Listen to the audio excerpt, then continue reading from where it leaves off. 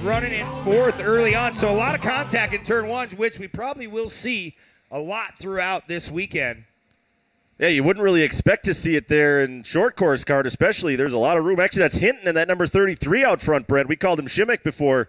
Oh, wow. That's Tristan Hinton, so our bad on that one. But Hinton is out front and pulling away from Vandevoort as they go up and over the Polaris jump for the first time. Track crew's done a phenomenal job getting this track prepped and ready for this weekend of racing. And Cranon, they never disappoint. A lot of great racing action going on here, and look at that already. Yeah, we're going to see a full course yellow. Yeah. Full course yellow here as they – oh, that was the 88 of Lane Wender, was also involved in the Turn 1 incident along with the 13 of Kaj Maki. So we're going to take a moment here and make sure that everybody's all right. As we take a look at the replay here, it looks like, 3 trucks just going for 2 lanes of traffic there. Yeah, maybe Holger got a little help coming in. Not much of a tap, but just got her crossed up, put her up on her lid. So we'll see if she can get back in line and get ready for this restart here early on. Remember, you see that time clock on our screen. It says 9 minutes to go, but these races are 8 minutes long, I believe. There'll be nine for all total? the sportsman classes this weekend here at Cranon International. Okay. So yeah, that's something new we're doing this year. Instead of a lap count, we're just cutting all these classes loose on a time clock.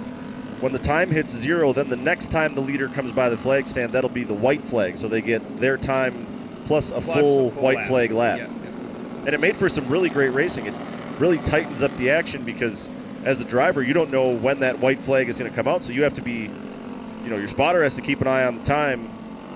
And then it basically creates a really short sprint to the finish after that halfway caution.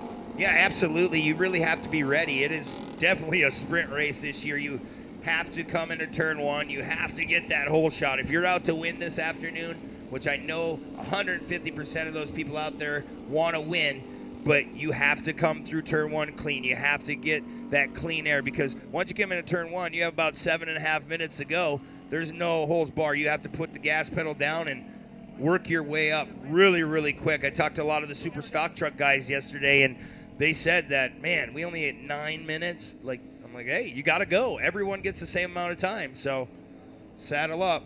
Brett, while we got a moment here, we will give you the full lineup here for Short Course Kart presented by Muskego Crane Service. Cody Krantz is out there in the number 72. Ava Lawrence is the number 2. Wes Vandevoort is number 96.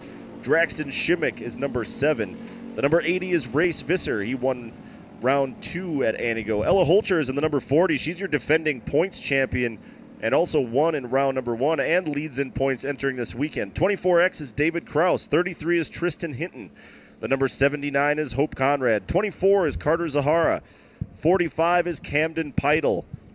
The 888 is Reed Leduc. You might recognize the last name. Of course, his dad, Kyle Leduc, defending Pro 4 champ. Kaj Maki is out there, the number 13.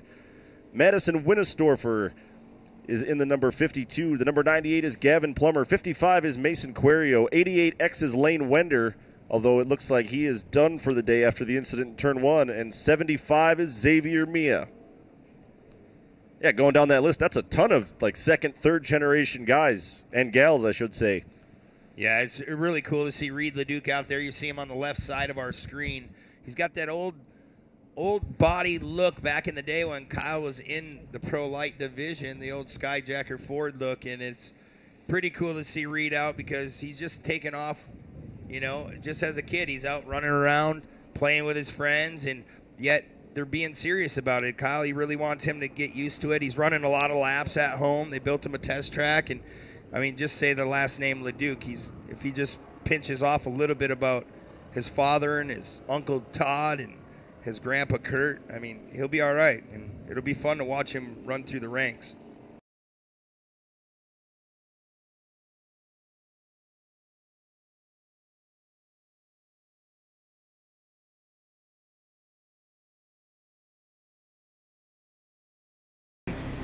Already 4 wide as they go under the AMSOIL banner down into turn number 2, and that's Ava Lawrence out there in front, that number 2 rival Can-Am machine. Yeah, Ava Lawrence not wasting any time. I see a Bikeman car right behind her. Yeah, Cody Krantz, that number 22, running in second. Vandevoort third. Hinton, who got out to the early lead there running in fourth. Oh, look at this. Wow, Hinton coming right to the inside. Deep. Oh, look at that. 4 wide going in the gravel pit. And look at the water that's laying down in there. We're trying to work it in. And here comes Lawrence again to the outside in that number 2. Yeah, Lawrence went way wide. I thought she made a mistake there, but she was actually going super high side to make sure that she was out in the dry track, and it really paid off. She's going to stretch a little bit of a lead now over Hinton and the rest of the field. Yeah, now you see Visser now coming into our screen in that lime green and black car. Coming around what will be our finish line. There's the flag man going through a couple rollers. You see a little bit of water laying down in between these jumps, but we had to put water down. It was pretty dry the last 3-4 weeks around here. We're not expecting a lot of rain, but rain could be in the forecast this afternoon. Yeah, I was just about to say, Brent, as is always the case here in short course off-road racing, we'll keep an eye on track conditions, but we're expecting some rain showers a little bit later on today. That'll certainly, throw a wrench into the plans that all these drivers have as far as setups, tire choices are concerned. As we take a look at our field going through turn number 2 again. Still Lawrence out front. Opening up a little bit of a gap, though. Hey, Shane? Yeah, Lawrence really played it smart the last time into the gravel pit. We're going to keep an eye on her again as they come down into that Polaris gravel pit corner. Another one of the most iconic turns in off-road racing. That gravel pit, as you see, Lawrence again goes wide, opens the door for Hinton, but it's so wet down there on the bottom that the dry track up on top, even though it's a much longer path around the corner, you're actually quite a bit faster on the dry stuff.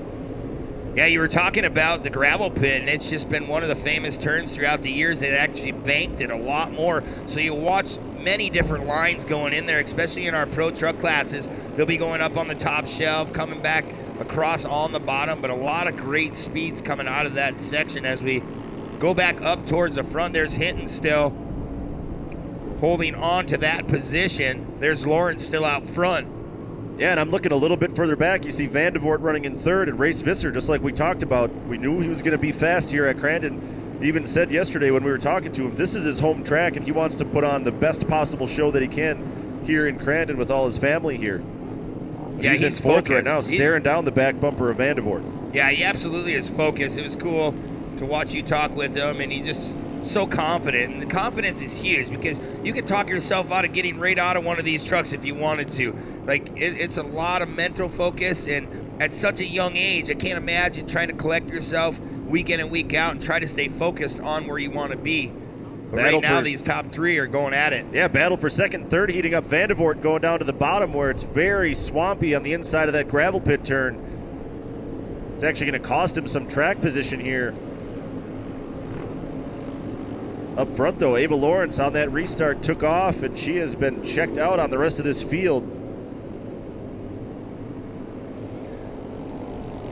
There's Lawrence going by again, what will be our finish line throughout this weekend here at Crandon International Off-Road Raceway. All the trucks really spread out now here with about 5 minutes to go in this race. Shane, you can explain once again that we are doing 9-minute races, so we get to that time clock. We have 1 lap plus, though, right? Yeah, the time runs out the next time they go past the flag stand, the finish line. After the clock is on 0, then the white flag comes out. So you run out of time, and then you have a 1-lap dash to the checkered flag. So we're riding along now with Hinton still running in second. He's, close enough to maybe try a move on Lawrence here as they head down into the gravel pit, but we've seen Lawrence, very savvy driving by Lawrence so far. She keeps running that really high line through the gravel pit, and it's dry up there. Here we go. We got a battle. Look at, it is dry up there. She's trying to get a run off the top and does, but the gap has definitely closed down. There's that 33 of Hinton trying to work his way back up to the front once again. You see Vandevort, that number 96 now in the mix there in the battle for second and third. Vandevort wised up to what Ava Lawrence was doing. He ran that same high line in the gravel pit, and he made up a ton of ground there on Hinton as we come past the finish line once again. Yeah, I mean, that comes into spotting too. I mean, their fathers, their pit crews are spotting for them. You're trying to help them out. You're not trying to tell them how to drive the car, but hey, the leader, Lawrence, is going up to the top shelf in the gravel pit. Try it. It doesn't hurt anything. You have 3.5+ minutes to go. You can't play follow the leader. You got to try to make something else work. We'll see how that unfolds as you take another look there at the 96 of Vandevort. Another second-generation driver here at AMSOIL Champ Off-Road. He's now looking right at the back bumper of Hinton as they go past the skyboxes. Drone coverage this weekend brought to you by Justin Skinner, our expert drone pilot. You can find him on Instagram at Justin Smash. He posts a lot of great content from all kinds of motorsports. We got the best in the world, basically, for first-person view drone pilots flying for us this weekend. As again, through the gravel pit. Well, that time Hinton ran a little bit farther outside, too, and found some dry track. And we got a three-way race for the lead now as Hinton is buttoned up to the back bumper of Ava Lawrence. Yeah, Hinton now putting a lot of pressure on.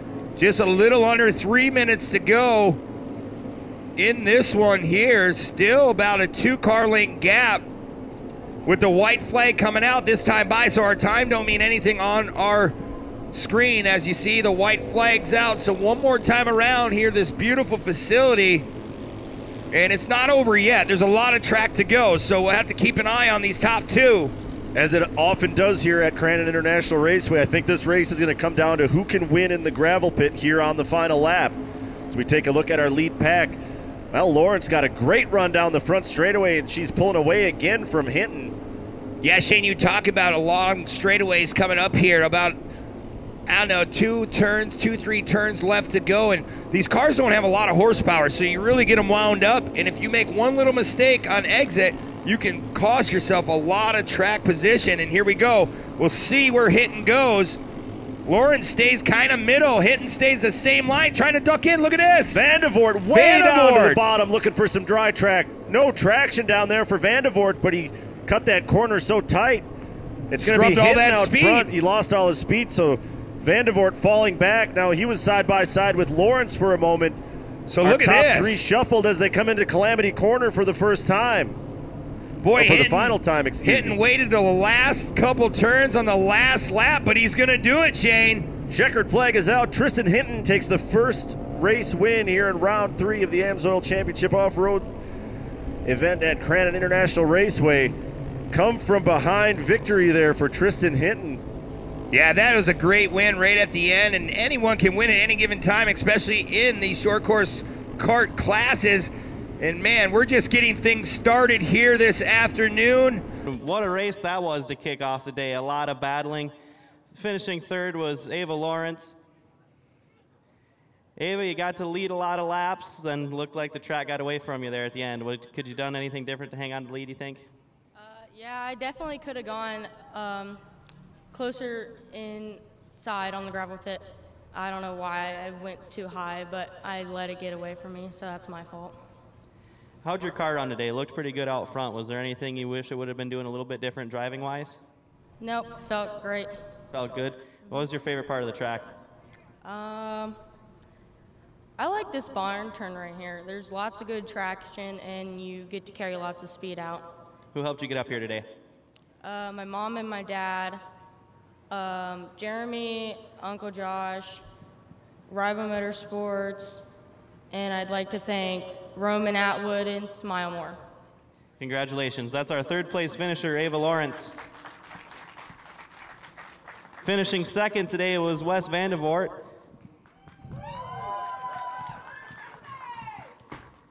Wes, you rode around in third for most of the race, then they got battle in front of you. You were able to move up to second. How was that? Great. Did your car work good? Yes, definitely. What was your favorite part of the track? It's got to be the gravel pit. It's pretty fun down there. It's fun. Who helped you get up here today? Wait, what was that? Who would you like to thank? Modern Bill,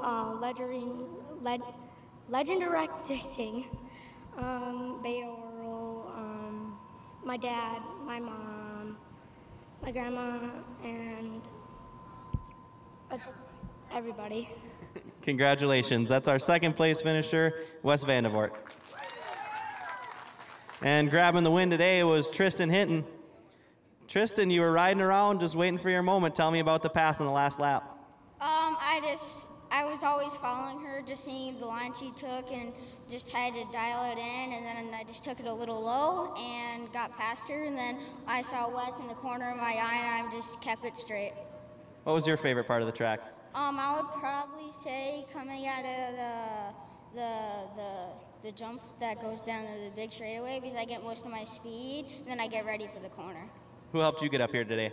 Right Choice Construction, Wayne Sword State Farm, Bedroom Pain, Northern Chill, Wicked Audio, Snap Fitness Elk Rivier, ESG, OGO Spy, Slick Products, Epic Shot, and Speedworks. Congratulations. That's our short course kart winner, Tristan Hinton.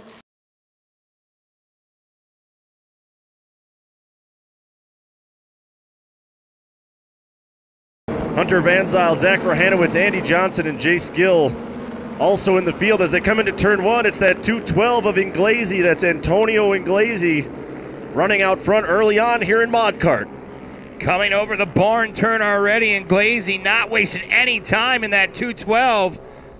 You see that lime green and black truck with the red plate on. That's Easton Sleeper, last year's points champion. A lot of rumors going around about that kid. He's working his way up through the fields. Yeah, had a really successful run in short course kart for a couple of years, moved up into mod kart, finally checked another championship off the list. As you see that great battle for second, that's the 201 of Porter Inglesi, who's having a great season so far. There's a 211 of Troy Johnson trying to make his way up into the top four. But yeah, these cars, they go so fast. Plus, you make a mistake in these cars, they're a little bit easier to recuperate, get back on track, but you waste a lot of time making just a little mistake, especially on a wide open track like Cranon. Yeah, still what we call a momentum race or a momentum class.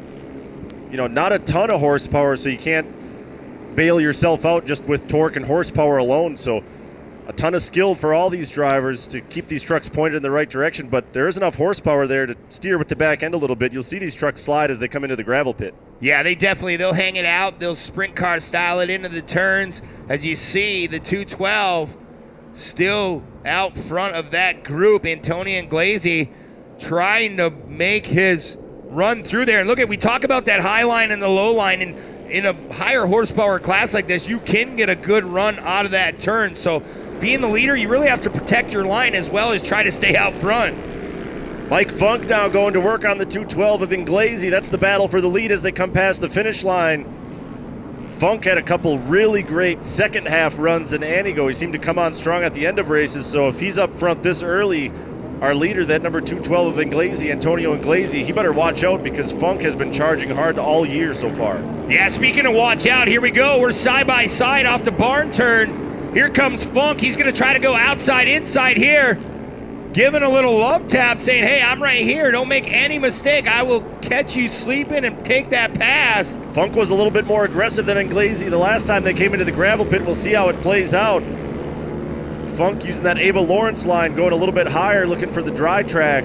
Looks like no change this time as the 201 of Porter Inglesi now up into the top three as well, but he's got defending champ Easton Sleeper right on his bedside. Yeah, Easton Sleeper really hunting down our top two riders, our top three actually, trying to make that pass, going outside, inside. There's Sleeper to the inside. He'll be on the outside on this next turn. Cannot get the job done.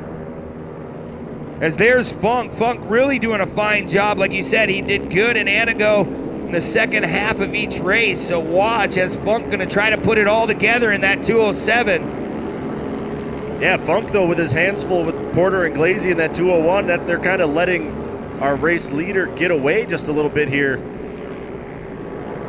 Boy, Sleeper really working hard, trying to make something work. He's going to try to go to the outside. He's running the same line coming into the gravel pit, but trying to outbreak the guys in front of him. But that's how competitive this class is. Look at Funk, staying to the outside, not giving away that spot yet. As a driver, you have to have so much confidence in your truck to run wide and open the door like that and just know that you're going to get that run like we saw Mike Funk just get there. Yeah, you have to commit yourself. If you're going to go outside, stay outside. Don't try to go outside then cut back in. You're going to scrub a lot of speed, and here we go. That time Funk went a little too far outside. They're going to be door to door as they come into this cutoff corner around what used to be Parsons Pond, and it's still Porter and Inglesi in second. Look at that outside run by Sleeper. They're side by side, Sleeper and Funk.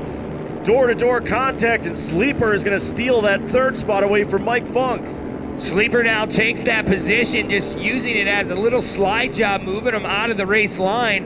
And now his eyes are set on second place this afternoon already. And Glazy in that 201, looking to be fast enough to stay ahead of Sleeper, but Sleeper, he's on a mission right now.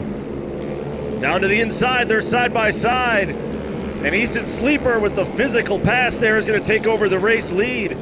Yeah, he traded a little paint. Sleeper is on a mission right now. He's stopping at nothing to get out front here. Porter and Glazy is second. Yeah, Mike Funk is third. Well, Shane, we're halfway through this one. About 5 minutes to go in this mod kart division. Everyone seems to be holding on to their spot. There's Sleeper in that 213 trying to check out from that group. But Sleeper, young, talented kid. He's just growing up so fast.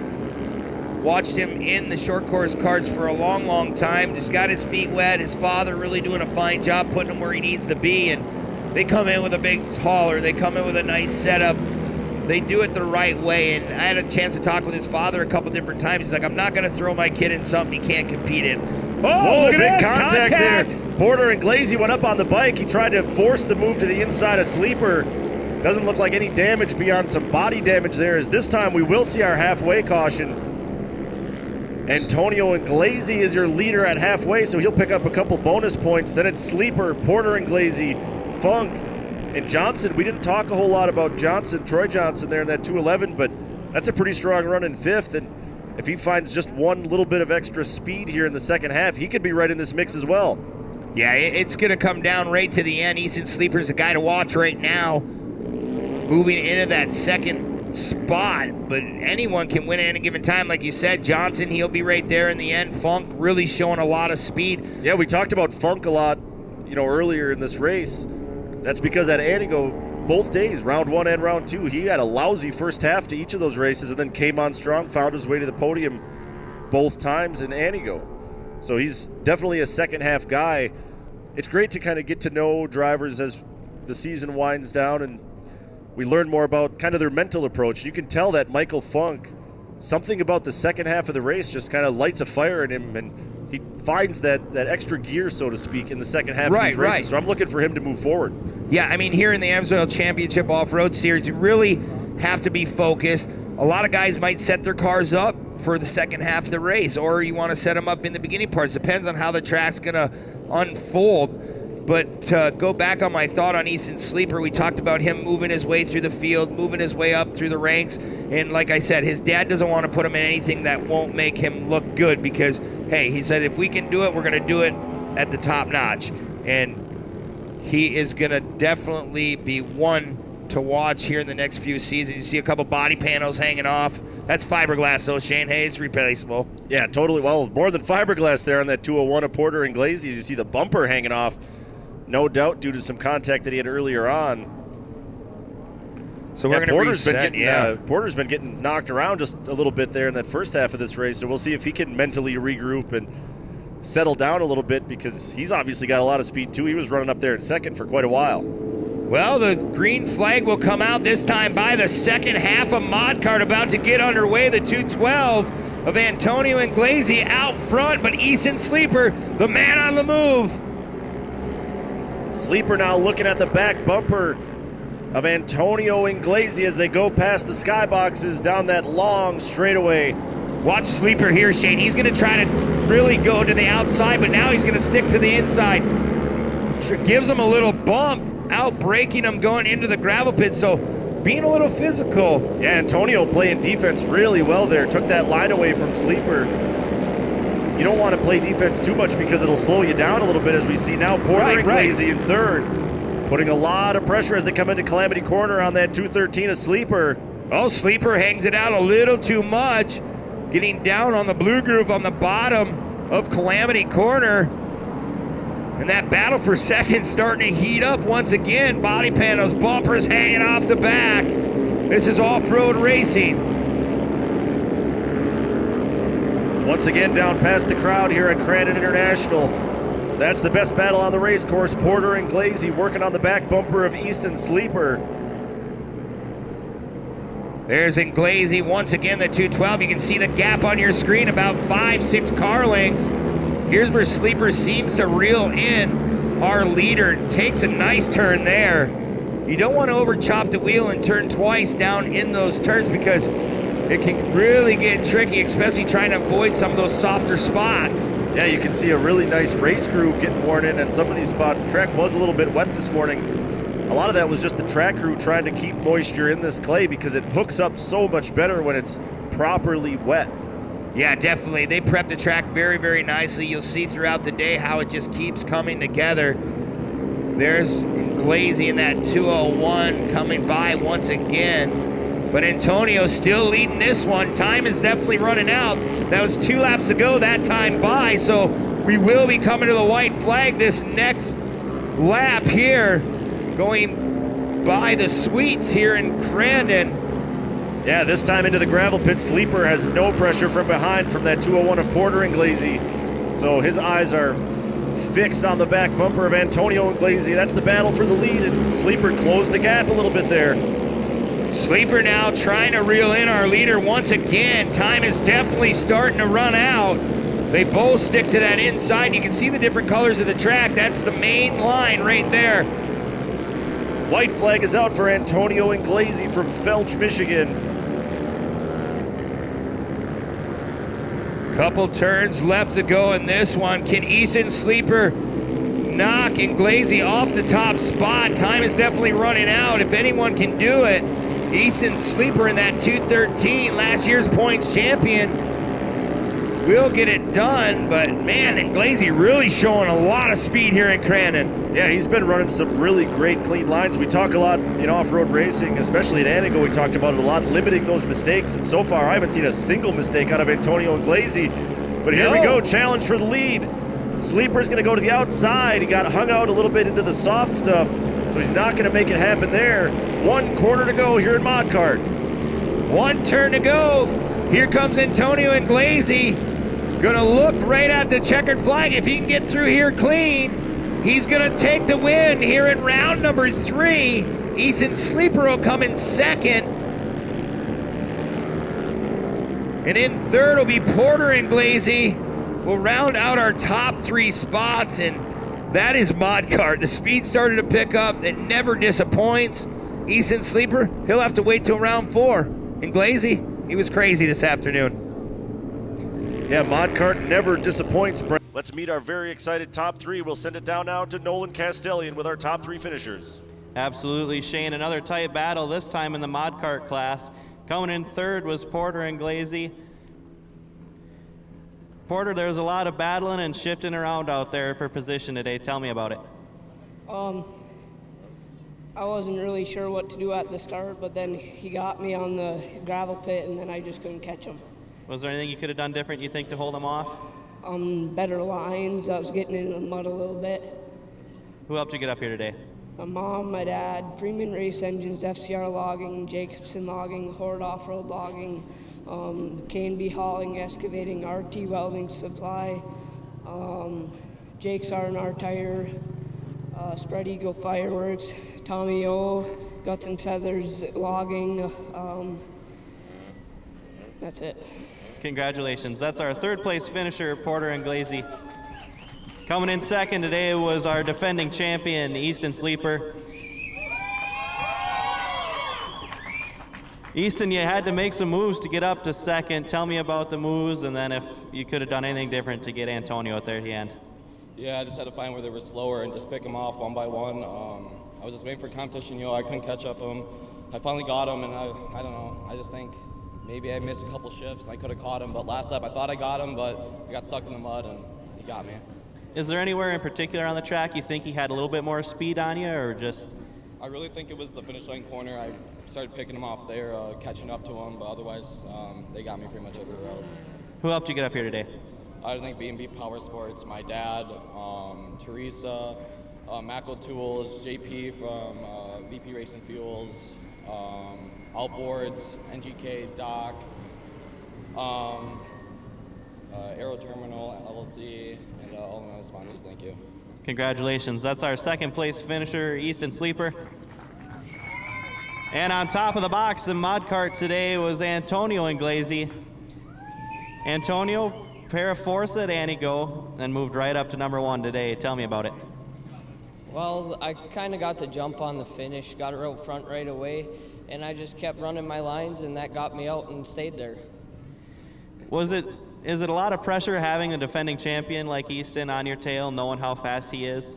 Yeah, we learned a lot from him last year, and he really helped me push myself, and he showed me his front in the gravel pit at the end, and that pushed me forward, and I came out with the win. Who helped you get up here today? Jake's R&R Tire, Freeman Racing Engines, Horde Off-Road Logging, Jacobson Logging, FCR, RT Welding Supply, K&B Hauling and Excavating. I know there's so many more, so hard to remember, but everyone else I forgot. Congratulations, that's our mod cart winner, Antonio Inglesi. Let's hear it one more time for our whole mod cart podium. Porter Inglesi in 3rd, Easton Sleeper 2nd, and on top of the box was Antonio Inglesi.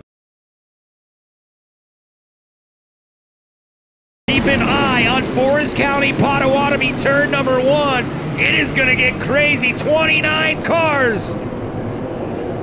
Looks like that 129 of Colin Schultz, or check that, Connor Schultz leads the field down into turn 1. And it's 3 and 4 wide all the way back behind him. Schultz and Stingle out front along with Wiens, Patnod, and Roloff, your top 5 through turn 1. Wow, everyone gets through turn 1 very, very clean. Great group of driving by all these 600 Light Buggy drivers. 3 wide once again. Yeah, with so many cars, when you come through turn 1 like that on these land rush starts, it's almost less competing with one another and more working together just to try to get through clean and make sure you can make it to the end of the race. Right. Not just into turn 1. Yeah, Shane, you can't win the race on the first turn of the lap. I mean, you can lose it definitely, but it's hard to pull a whole shot here at Crandon. But when you get through turn 1 clean, you can throw everything out of the window and focus on our race leaders. There's Stingle already, that blazing orange 172. Seems to always be getting to be talked about week in and week out. Since I started announcing and broadcasting, Shane, since you were little, we've known the name Stingle forever. They just know how to build these cars. They know how to drive. Yeah, this will also be our first race of the weekend, Brent, that uses our whole track layout here at Crandon International Raceway. So that's what we call the Argonne Corner, named after the Argonne Fire Department that for years and years always volunteered as track workers in that corner. Yeah, a lot of volunteers here at Crandon International Off-Road Raceway. Cliff Flannery and the guys really doing a phenomenal job. Look at Wiens working on the outside there of Stingle in Cowboy Corner, named after the late, great Cowboy who always worked on the starting line. Wow, look at the 2 different lines by our race leader, Stingle. He's going in the grass. He's trying to find a little bit of traction coming back towards Forest County Potawatomi turn number 1. Yeah, looks like about a dead even draw on the line choice there. Stingle didn't really gain anything by staying all the way to the right. Connor Schultz in that 129 stayed all the way to the left, which is outside entry to turn 1. Neither driver really gained an advantage there, so pretty equal racing down our land rush straightaway. Neenah, Wisconsin, hometown for our leader, Connor Schultz, driving it hard into the gravel pit. Limited suspension, limited horsepower on these cars, so you're not going to see them get in and out of the corners really, really fast, but I always call them like an overpowered go-kart. You've driven a Light Buggy. When you're in there, you're that low to the ground, they're really fast. You're very low to the ground. There's no power steering, so every bump and rut that you're driving across, you feel it through your arms, and it shakes your whole body. Oh, speaking of feel it. Yeah, these guys are serious athletes. I don't use that word lightly, because to wheel one of these cars with no power steering and battle open wheel alongside 28 other cars, you have to be in really good physical shape and strong to be able to drive one of these cars. Yeah, not having power steering is really definitely tough, and here comes Wiens once again. Yeah, the man they call Tizzle trying to put a move on Stingle in the Argonne Corner. It's been fun watching Tizzle move up through the ranks as well, running 1600 Light Buggy for multiple seasons. Matt Gerald and the crew back in the day getting him in a car, and he really knows what he's doing. He can drive a car, he knows how to pick the right lines, hit his marks. You see him following Stingle. What better way to learn is to follow a multi-time champion in this class. As you see everyone trying a little bit different of a piece of real estate here on the backstretch. One of the fastest turns in off-road racing. Once again, down past our crowd here at Crandon International as the crowd continues to file in here. It's going to be Connor Schultz, Greg Stingle, and Tyler Wiens, your top three, as we ride alongside now the 129 of Connor Schultz. That really does give you a sense. I mean, they don't look that fast if you're watching from the grandstands here, but when you're in the car, and there's some pretty high speeds. We're talking 75 miles an hour on our longer straightaways. Yeah, really, really good speeds for these 1600 light buggies. Look at Stingle, made a little bit of a mistake coming out of the gravel pit, gives Wiens a little bit of a look at second place, but right now it seems like we talk about Schultz a lot. Doesn't matter what he brings to the table, he seems to work his way up to the front, going by what will be our finish line chain. And this class is so much fun to watch. A lot of guys are like, oh, there's not a lot of power, there's not a lot of speed. Yeah, but you put 29 cars on the track, it's not an easy task to wiggle your way through to the front. Yeah, and all season, Brent, we'll talk about momentum racing, and this is the epitome of momentum racing. You have no horsepower, no torque on demand to bail you out if you make a mistake, so you have to be extremely precise with your lines. Yeah, you can't put together one or two fastest laps. You have to put the whole 9 minutes together. You can't afford to make 2-3 mistakes, because when you have anyone behind you, especially Wiens, they're going to snap you on the back if you don't watch out, because one guy makes a mistake, it could cost you 3-4 spots, but definitely starting to spread out now. Once again, our lead pack coming into Forest County, Potawatomi, turn 1. And you said it, Brent, Connor Schultz stretching that lead just a little bit over Stingle. Yeah, the track's really starting to come in nicely. Track crew has done a phenomenal job, like I'll say all day long. Great Kramer shots by all our crew. Look at that gap in between our leaders to what, 5th, 6th, 7th place. They're in a league of their own here out front. Here comes Stingle again, trying to put some turns together. So we'll be coming to our halfway competition caution, this time by. Looks like Connor Schultz going to pick up those 2 bonus points for leading at halfway. Stingle will be second, Wiens third, then it's roll-off.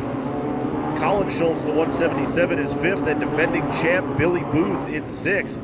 Yeah, Connor Schultz, guy on a mission this afternoon at 129, really doing a phenomenal job. The car's really clean up front. He's got to see a lot of clean air, so that's what you want to do. Come through turn 1 clean and just focus out front. You have your spotters, you have your pit crew talking to you, but at the same time, it's your job to keep that car out front. When you talk to your spotter and they're like, oh, who's behind you? Oh, Greg Stingle. You're like, oh, man. You know, that's a lot of pressure. I don't care who you are. In any class you race, you know who your competitors are. You know who the guy is that is going to be beat or can be beaten. You just have to put the effort in. You talk about how it's a physical sport. You have to be an athlete. You really do, because you can get out of breath 2-3 laps. Where are you going to end up? You know, you really have to be focused, mentally focused is the main key thing. Yeah, you talk about Stingle being the veteran. You could call him the GOAT of light buggy racing. You could. He made a comment on the podium at Anigo that'll stick with me forever. He finished in round 2 in 2nd, sandwiched between the Schultz boys. And he made the comment, yeah, I actually won my first race in light buggy before these guys were even born. Yeah, the age difference is pretty big here in the light buggy division, but hey, we love every race car driver. We want them to come out and play, and you're going to see some of the best racing come out of this light buggy class. Look at them all trying to swerve back and forth, try to play some mind games. Yeah, some of our bigger classes this weekend will be doing a Delaware-style restart, which means the leader is all alone out front. Everybody behind the leader will stack up side by side in a double file line. So we'll see Connor Schultz, the 129, take control of this field. Brent, explain our restart zone. Yeah, you'll see 2 orange cones on the right side of your screen as they come over this roller jump. Our leader, Schultz, can take off at any given time. And right on the backside, it seems like they do that a lot here at Crandon. They try to get a little bit of a run as we go back green flag racing. Yeah, Stingle was ready for it, though. Stingle not losing any ground there to Schultz. Although Stingle pushes out a little bit wide, that's going to open the door for Wiens as they go down the straightaway into the gravel pit. We have more contact farther back in the field. Here we go. We're 2 wide going to the gravel pit. Almost 3 wide as Weans fights off a charge there from Colin Schultz in the 177. Colin Schultz swept the 2 rounds in Anigo, so no surprise that he's battling up there in the top 4. Sees all over the back bumper of Weans. You see the brakes lock up there on the 177. Really driving aggressively, trying to find a little bit of extra speed right now, that 177 of Colin Schultz. Yeah, Colin Schultz definitely wants a piece of this top 3. He gets pushed out a little wide by Weans. Weans going to try to run through this little chicane. Going through Argonne turn one more time, and look at the different lines. You see our leader kind of squared away, getting that run on exit. You've seen Stingle stay to the bottom, and it kind of costed him a little track time. Yeah, and behind Stingle, Weans pushed just a little bit wide, and that opened the door for Colin Schultz, and it looks like, yeah, there he is. Colin Schultz is now up into the top 3. Yeah, Colin Schultz now working his way up on that top spot. How about this? 3 Flying Dutchman cars in the top 3 now. Shout out Mike Vandenheuvel, former Pro 2 champ, one of the best buggy builders and truck builders in the game. Here comes Booth. Look at Billy Booth now working his way up through the field, trying to get in the top 5 as they head back towards Forest County Potawatomi turn number 1, one of the fastest turns in off-road racing. See speeds well over 100 miles an hour later on this afternoon. You're watching AMSOIL Championship Off-Road here at Crandon International Off-Road Raceway. And we like to call it the Mecca of off-road racing. It is one of the biggest, baddest events that you'll ever see in off-road, as we're going to go to a full course caution, Shane, so something definitely going down. Holy cow, it's the white flag lap, and now I've really got to push here and try to, make up this one more spot. So we see very exciting finishes, and between the tight track at Anigo and full fields and then this time clock format, we saw some great racing there. We've already seen both of our races that have finished so far this morning come down to the final lap and the final turn. Yeah, it's going to push your drivers to become better early on in the race. A lot of guys lay back. You're in a 29-car field. Hey, you're like, I got all race to get my way up to the front. Granted, we used to do, 6-7 laps here. Now we're probably getting about 5-6 now with the new rules. But, hey, this is off-road racing. It's go time. You just have to be focused, have to be ready. And speaking of focus, I'm keeping my eyes on that 195. Weans, he's showing a lot of speed. Stingle's right there. Yeah, coming out of the competition yellow, Tizzle, that 195 car, made a couple of mistakes, so this is actually an opportunity for him to regroup a little bit, catch his breath, get his mind back in the right place. And again, with this Delaware-style restart, he's looking right at that 129 number plate on the back of Connor Schultz, so he's going to have a clean shot on this restart of maybe making a move. The pace car will be pulling off on the right side of your screen as we come into turn number 1. So last time on the restart, Connor Schultz made kind of the predictable play and took off right away at that first cone on the downside of that first jump on our front straight. I wonder if he'll play this differently and maybe slow play it and try to get a better jump. We'll watch how it unfolds here. It's definitely a mind game here in Crandon, so watch. Our race leader, Connor Schultz, at 129. He's checking up the whole field, so you're right, Shane. He's playing a lot of mind games. Here we go.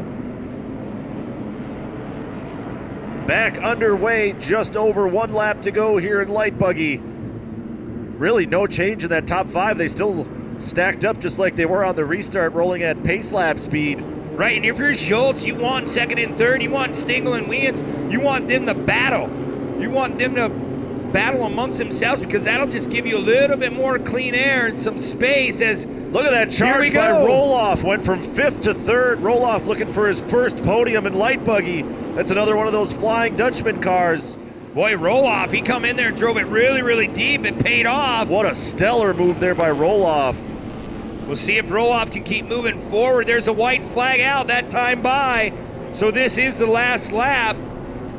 Roloff still with a rear view mirror full of Tyler Tizzle Weans, the 195. Yeah, Tizzle, he might have got caught sleeping there going in the gravel pit. He's definitely not happy. I don't think there's anything he could have done. Roloff just made that perfect pass. He got a 2-for-1 deal on it, too. Yeah, we talk about the horsepower there by Roloff. Yeah, Roloff did a wonderful job, but we talk about that power time and time again. You go in there, you carry all that speed, you have to have a great exit, because that speed will be nothing if you scrub it off. And here we go. comes Weans once again to the inside, trying to get to that rear tire, cannot make that pass stick. And look at this battle for the lead here. One last time into turn one. It's going to be Schultz, Stingle, Roloff, your battle for the lead. Heading towards Forest County Potawatomi, turn number one. Can Stingle get the job done? Right now, the 129 of Schultz is showing the way around here. Let's see if Stingle goes for the Hail Mary down here in the gravel pit. Yeah, he has nothing to lose. He knows what winning feels like. He wants to win this one, so watch as he's probably going to try something different than before. Looks like he's setting up just a little bit inside of Schultz. He's going to stay way down to the bottom. Colin Schultz, the 177, trying to put a move on Weans. I liked what he did there. He tried to make that little run on the bottom, but on exit, Schultz got that run coming out, so definitely going to make it hard to make this last turn pass, but if anybody can do it, not going to be enough time though, Shane. There's the checkered flag. Connor Schultz takes the win here in round number 3. Greg Stingle with a hard-fought second place. And how about it? Taylor Roloff with that 5th place to 3rd place pass on the second to last time through the gravel pit will finish in 3rd. Yeah, the first podium of 2021. Taylor, tell me about the move going from mid-pack up to 3rd on the restart. I got excited, and towards that, right before the competition caution, I started to fall back from the leaders, and I got a little worried, but we got that little break back there, and I caught my breath, and just kind of got lucky. Tyler blew out of the race line, and I tucked underneath him and rode the last lap home. Is there anything you could have learned from running behind guys like Tyler and Greg Stingle, who have been in this class for so long? I've been doing this for 4 years now, and all I've been doing is chasing these guys, so just trying to keep up with them and trying to make some moves on them, and I'm just happy to even make a move on Tyler today. That's a win and a first podium. Who helped you get up here today? Let's see, I'd like to thank the Schultz brothers and their dad, Bill, for all the hard work they put into the car. Mikey Vandenhoevel for building us a good car. My entire family for helping me through this. R&S Motorsports, Derek Culling, Accurate Fire Protection, Olson's Unlimited, and anybody else that I forgot. Thank you. Congratulations. That's Taylor Roloff, our 3rd place finisher.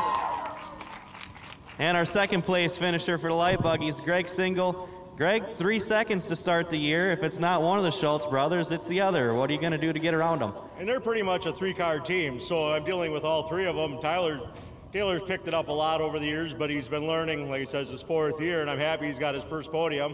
You know, it was great. Man, the track was perfect. Mother Nature's left us alone so far.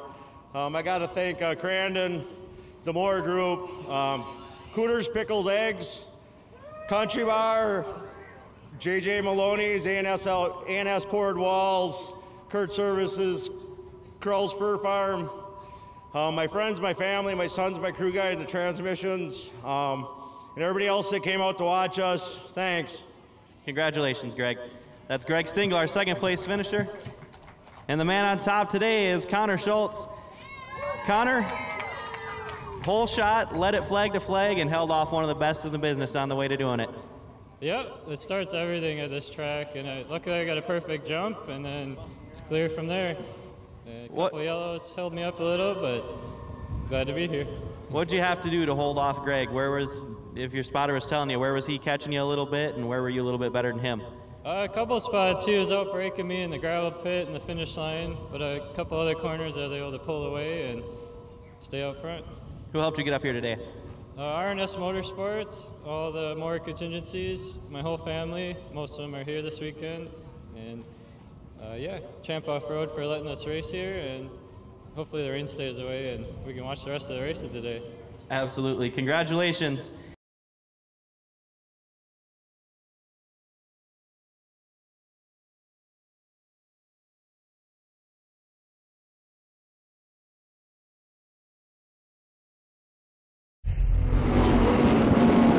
Welcome back to Crandon International Raceway. We're already underway here in Stock Truck, Launderville Steel Stock Truck. Yeah, definitely caught us off guard, Shane, but we are green flag racing here. Like you said, in Stock Truck. Sorry about that. We can see a couple dots on our camera already. So the weather could play in the factor of this weekend's racing, but we'll have to wait and see. Track in great condition as we are watching Stock Truck. We already see that's one of our rookies, the 544, having some problems. That's Parker Kane all the way from Big Bay, Michigan. This was his first race in stock truck. Yeah, tough break already out of this big race shootout. Corey Holcher, the number 500, is out front early on with the 512 of Stan Wood running in second. Also in the field, we've got Colt Wurzba, Eric Sinkowski, Diesel Shannick, Scott Belanger, Tyler Pippo, TJ Ewert, Jason Flugrat, Spencer Janis, Brad Millen, Kyle Ambrosiak, Alex Erickson, Dylan Sharkey. 15 trucks in total took the green flag. Stan Wood, that Vape Escape Chevrolet, gonna try to put the pressure on early on here. Going through the back section, very, very high speeds. Then you come into this hard left-hander. You actually watch these trucks turn right before left. Once they get the feel for these turns there, the track looking very, very nice. Here comes Stan Wood now, putting the pressure on Sinkowski. Yeah, Stan Wood over the last couple of years really turned into a super speedway kind of guy. He does really well on these bigger, longer tracks that we have. And obviously, Crandon being the biggest and the longest, it's no surprise to see him running up front. But right now, Corey Holcher in his first year in stock truck with the early race lead. He ran really well at Anigo both rounds as well. Yeah, Corey Holcher doing a fine job. First year in the class, trying to dial it in. Here's the look back to third, fourth, and fifth. Go back on board with Stan Wood. Coming Trouble through the right there for Holcher. Yeah. I saw the bump in tire. air. He blew the tire right off the bead on the entry to the gravel pit, so terrible luck there for Holcher. Yeah, and you remember, they don't run bead locks in the stock truck division, so definitely just on the wheel itself. His day looks to be shortened here early on as we look at Diesel Shannick leading that group of trucks. Yeah, Shannick, Belanger, Ewert. Good battle in the middle of this field right now. Man. See Shannick getting around Corey Holcher. Man, tough luck for Corey Holcher to be out front. Blow the tire right off the wheel. Yeah, it's a long ways around, too, to go to pit lane, so he'll have to babysit that tire, get it back there. Hopefully the crew can get him out. Remember, we have a halfway point, the mandatory competition caution, so he'll have time to get back out there, but he's going to lose a lot of track space. Taking a look at Diesel Shannick, he did have one win last year here at Crandon International Raceway, and he's going back even further, won a lot of races and a couple world championship rings in stock truck. But up front, Stan Wood, almost as quickly as I said that he does well on these super speedway style tracks, he finds himself out front. Yeah, he's well out front in that Vape Escape Chevrolet. One more time coming towards the barn jump. A little bit of smoke. It seems like that truck always has a little smoke here and there. I don't know. Could be running just maybe an overflow. It could be just about anything hitting the exhaust. Yeah, it looked like the smoke kicked up after he landed off that first jump and kind of bounced. So I'm thinking it's an overflow issue. We'll keep an eye on it for you, but definitely no problems with speed right now for the Vape Escape truck. Stan Wood launching off that jump. Remember, not a lot of suspension, about 9 inches of travel max in the front ends of these trucks, about 10 in the rear, so you really have to have your suspension dialed. Look at this. Tires are an issue here at Crandon. Stan Wood, yeah, he's left rear gone down, right down. Maybe that's where we started seeing that smoke. It was starting to slowly go away, and now that tire is definitely spinning on the wheel, so here comes Shannick. Gonna try to capitalize on this position, and with one tire down, you're not gonna drag race Shannick. Well, he's doing a heck of a job right now holding the race line, but Shannick, yeah, there it is, way more speed. He's gonna pull alongside Wood as they come into Cowboy Corner, back by our steel and starting line here at Crandon International. So another lead change going on here early.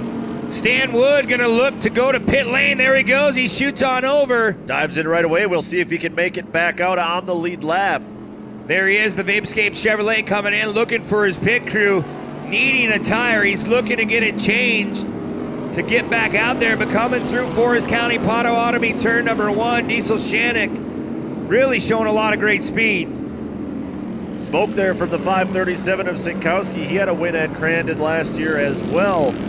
Currently running in that 4th spot. Looks like Ewert running in 3rd. Oh, speaking of Ewert, Ewert gets off the track. His day looks to be done.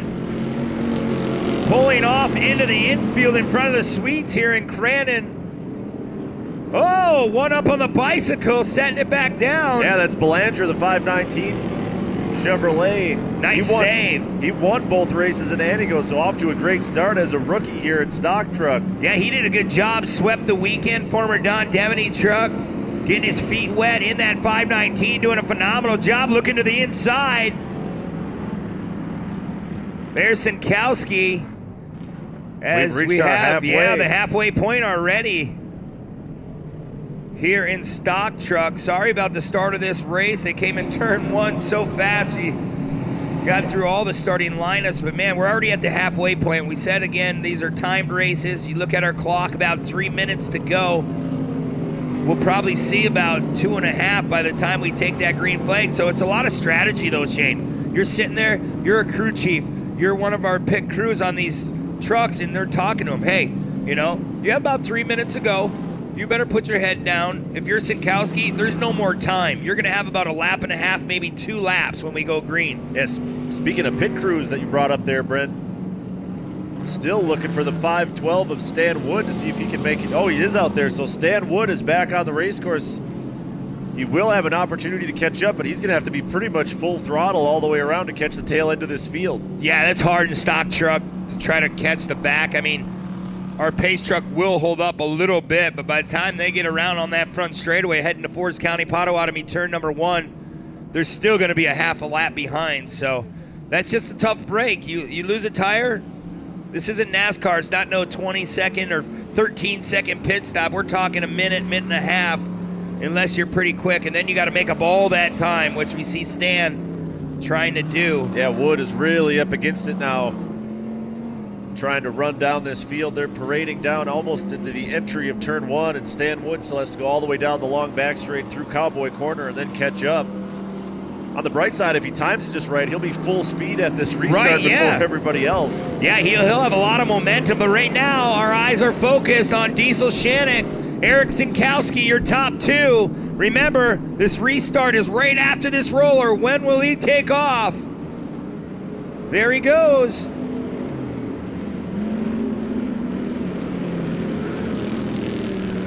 Good clean restart for this whole Launderville Steel stock truck class.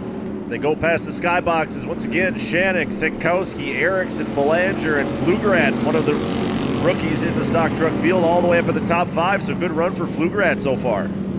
Yeah, Flugerath, great run. There is Shannick. Battle of the teammates going on as Erickson looked to the inside of Sinkowski. We saw that smoke earlier from Sinkowski, and there's a little bit more of it. That'll be another thing to keep an eye on, but Sinkowski is all over the back bumper of Shannick right now.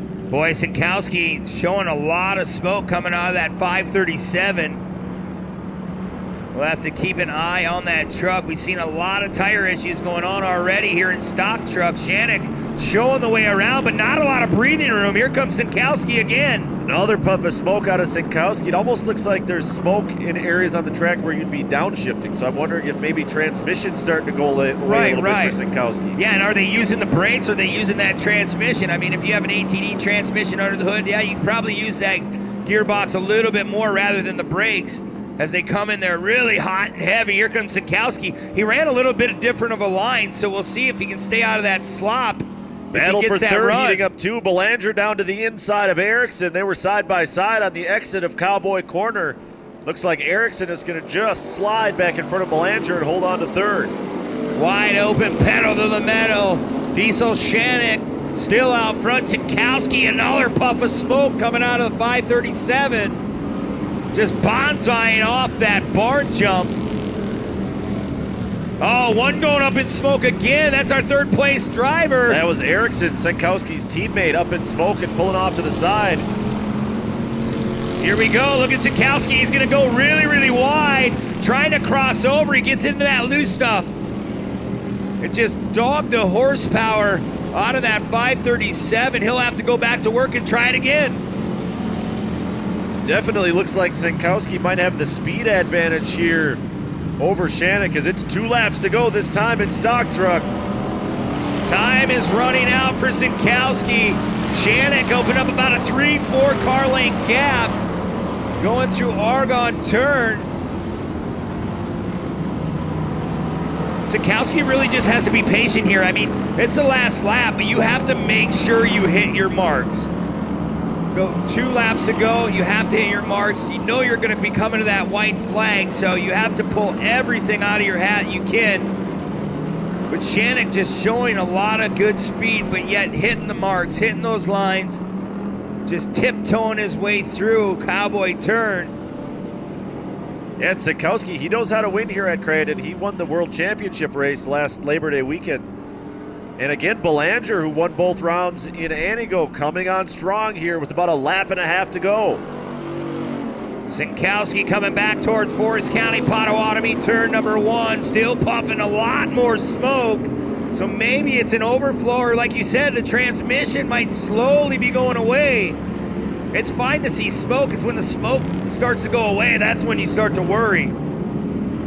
Once again, down past the skybox is off the flyaway jump, headed for the Polaris gravel pit. About 5 truck lengths between Shanek and Sikowski. There's Sikowski. He runs Shanek's line, so it looked like it helped him out a little bit on exit.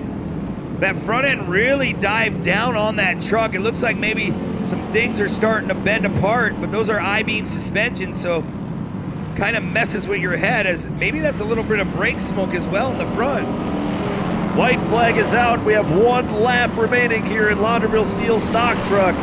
Sikowski still on the hunt, trying to track down the 593 of Diesel Shanek. Shanek still out front, just tiptoeing his way through Argonne turn, trying to get a nice little run and hold on one final time. But Sikowski, he's thinking a little different. He's trying to put everything together right now. He has nothing to lose. Yeah, we'll see if he tries to go for broke here into Cowboy Corner. He's been out-braking Shanek just a little bit the last couple laps. And again, you see him, like you said, you turn right before you turn left to really set the truck. Looks like it paid off. He closed that gap up just a little bit. Yeah, he's looking really, really good. He's trying just about everything. Still watching that right front. Closing that gap on our camera. It looked a little closer from that other view, but about 5-6 car lengths.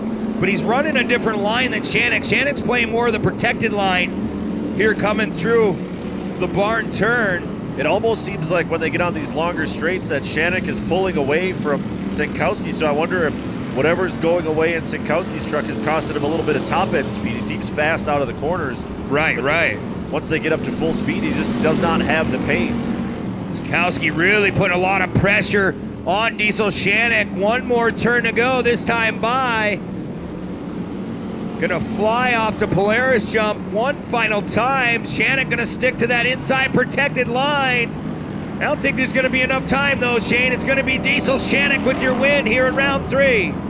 Sikowski with a good, strong run there in second. In third place, we had a side-by-side finish there for third, and it looks like Pflugerat in the 501 able to finish third. Corey Holcher battles back for fourth after changing that tire, and Colt Wiersba will finish in the top 5.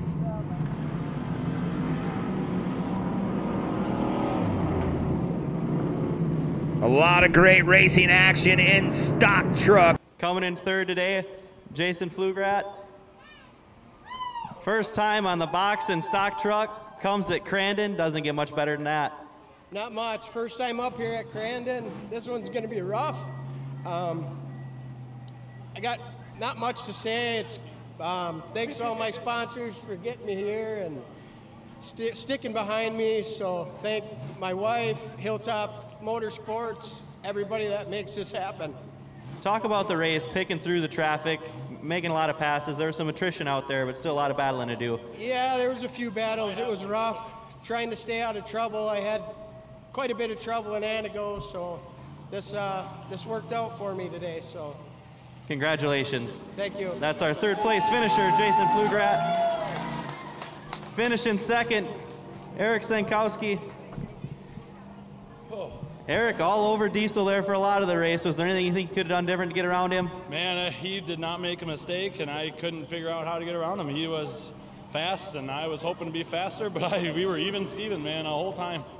Is there anywhere on the track you thought you were gaining a little bit on him, or where he was pulling away from you a little bit, or was it just even everywhere? I think it was even. I made a few mistakes, but that's when he pulled away, and I think he maybe made one. I don't know. I'm not going to judge his driving, but I think it was even, and I caught up to him. He pulled away from me, and it was just, I think it was a fun race this time. Who helped you get up here today? I got to thank Point Ironworks, OCD Graphics, Lunderville Steel, Shock Andy for sure coming down and making sure we're all good and making that truck land and stick. Last night we had to work till midnight with my dad and Tom Varner, my spotter, and we worked real late and had to change the tranny, and I'm glad we're up here. Congratulations, that's our second place finisher, Eric Stankowski. And on top of the box, no stranger to the top of the box here at Crandon, Diesel Shanik. Diesel had to make some passes and do some battling. Tell me about it. I got to hats off for Crandon. This is probably the best track I've ever ran on in all the years I've been coming here on, and it was phenomenal. Just a blast out there. I knew he was right on my bumper, and I knew I couldn't make any mistakes, and that's the hardest thing to do is keep yourself concentrated and not screw up. So I guess we didn't screw up. Who helped you get up here today? I got to thank all my crew and my friends and family. Half of my crew and my girlfriend have birthdays this weekend, so I want to wish all of them happy birthday, and this is for you guys.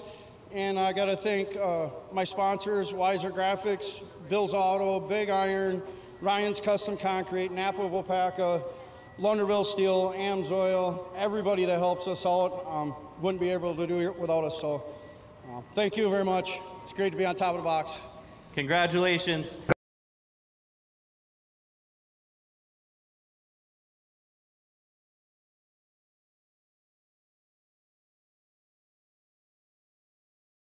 County, Potawatomi, turn number 1.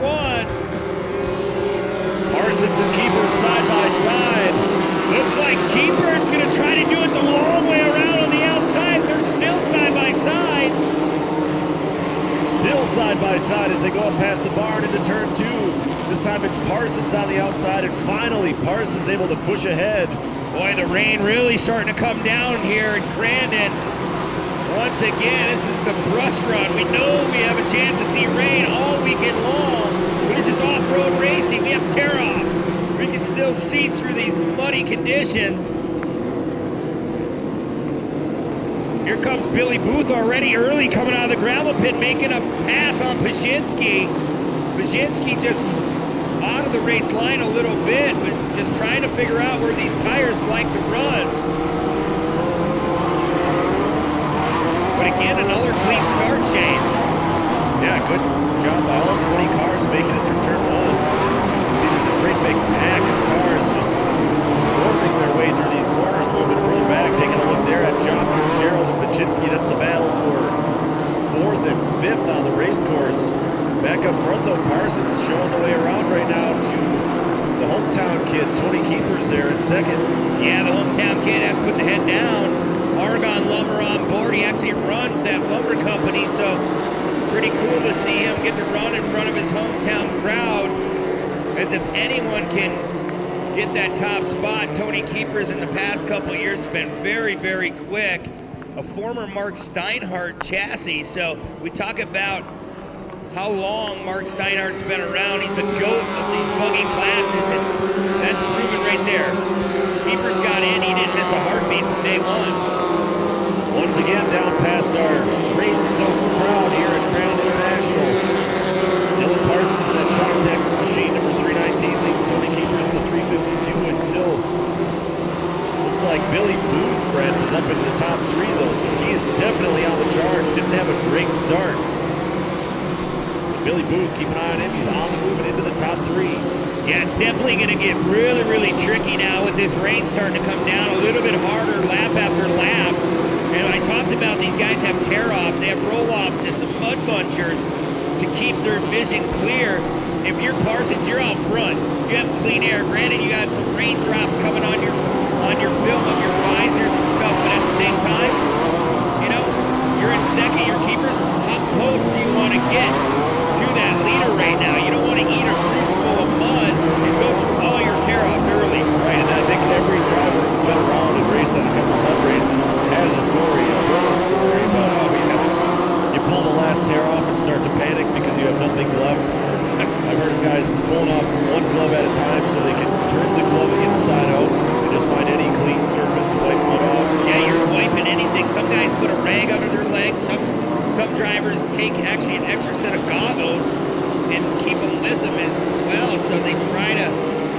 division clear, but my eyes are set on Billy Booth right now. He is the man on the move. Billy Booth going to that inside, trying to take that spot away from Keepers. No doubt about it. Billy Booth is the fastest car on the race course. He's also your defending Rod End Supply 1600 Buggy champ. Trying to make it back-to-back. He actually won the Light Buggy championship last year as well, so trying to defend his double championship from 2020. Yeah, he said he wanted to move up to the Pro Buggy division this year, but he's like, I want to come back, try to double down and win 2 championships again.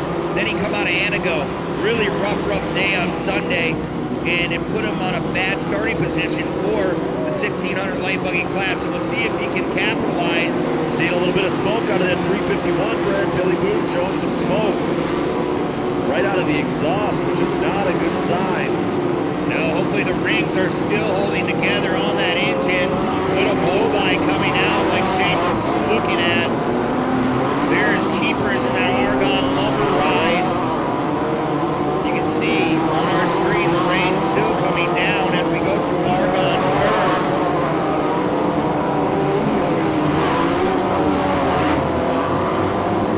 Very, very fast straightaway here. Just wide open, flat to the floor. We'll watch Billy Booth go to work. We'll see if he tries to outbreak Keepers into Cowboy Corner.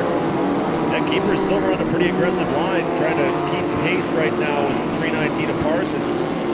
Look at how clean the front of that car is. Dylan Parsons getting that fresh air. I wouldn't say totally clean air. You have raindrops coming in. Shock Tech ride, that number 319, showing a lot of speed coming through Forest County, Potawatomi turn number 1. Tony Keepers still in second. Billy Booth kind of fades back. Maybe he's waiting till that halfway point. Yeah, at this point, he's got to know that he's smoking. I'm sure his spotter has told him that there's smoke coming out of the back of that car. So could possibly just kind of be saving the car for the second half, because after Booth, it's a long way back to Fitzgerald and Ford. Yeah, he just pacing himself. He knows that. Look at Parsons going way up. He knows that there's time left in this one. They're going around a car that got turned in the wrong direction.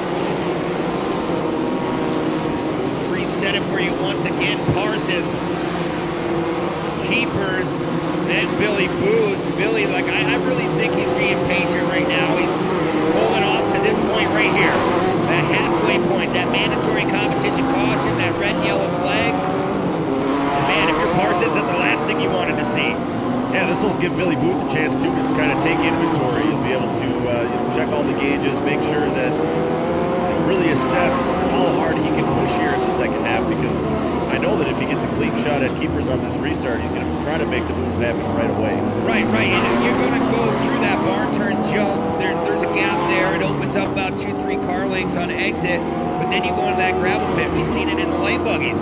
There's so many different lines through there, but if you're Parsons, you're going to probably play that protected line and don't give up your inside.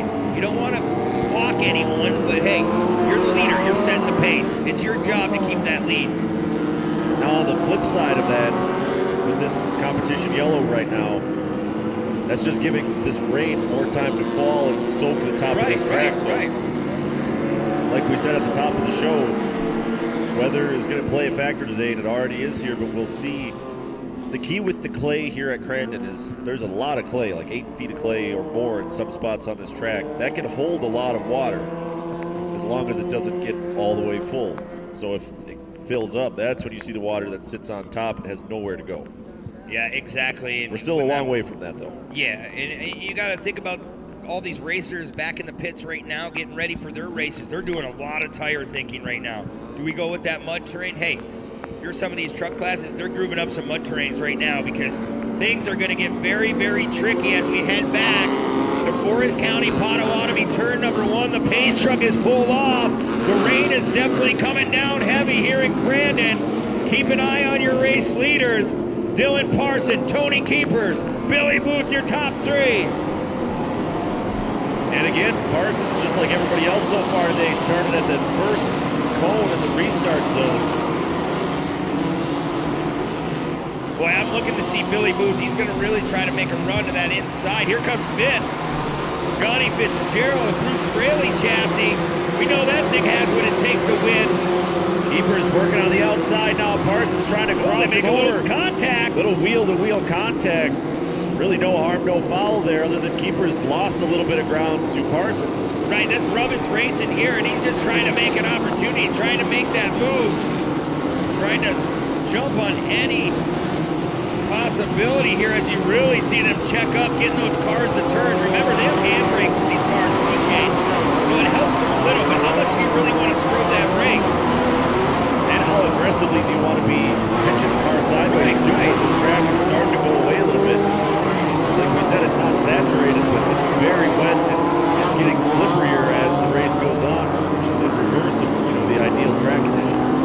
Yeah, it's going to become an ice rink out here. I know the Trekkers going to do a great job to keep it in race conditions so we can keep moving through these fields. But right now, Billy Booth trying to put the pressure on our top two.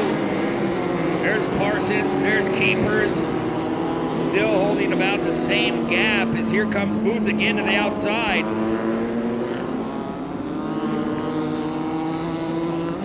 Once again down our Steelett starting line straightaway into Forest County, Potawatomi, turn 1.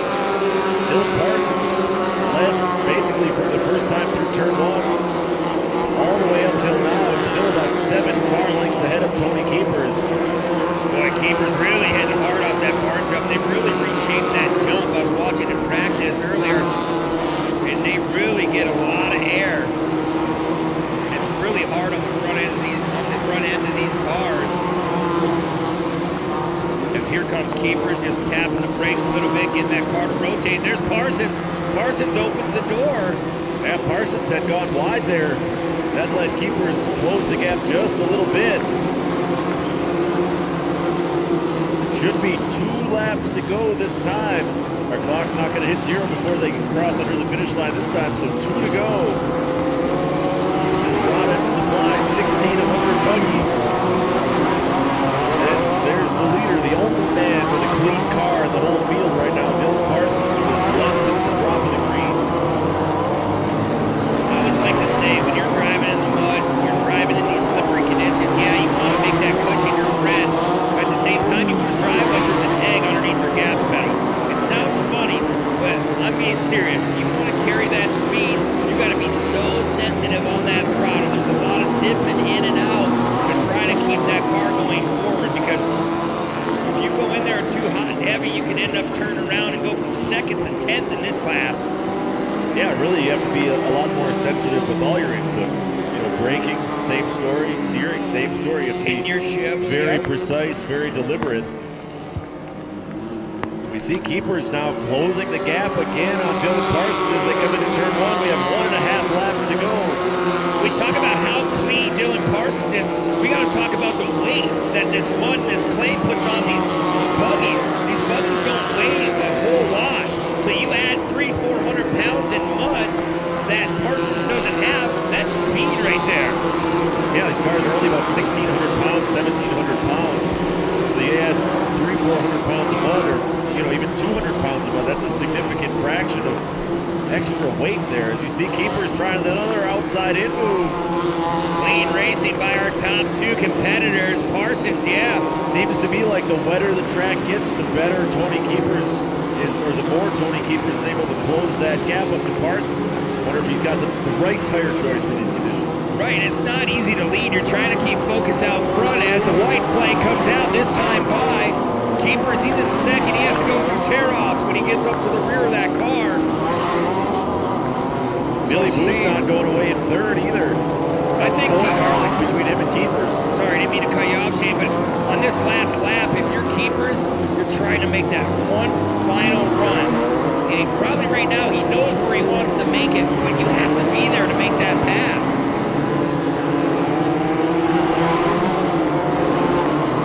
Or at the very least, if he can get back up to the back bumper of Parsons and apply that pressure, he can maybe force a mistake out of Parsons. He hasn't made one yet, but maybe that just means he's due for one at this point. Right, coming in the gravel pit, he was really hot on the back bumper, but right there, Keepers pushes a little bit, allowing Billy Booth to get a run. And Billy, he likes to go to that inside right by the sod there, trying to get out of that wet line.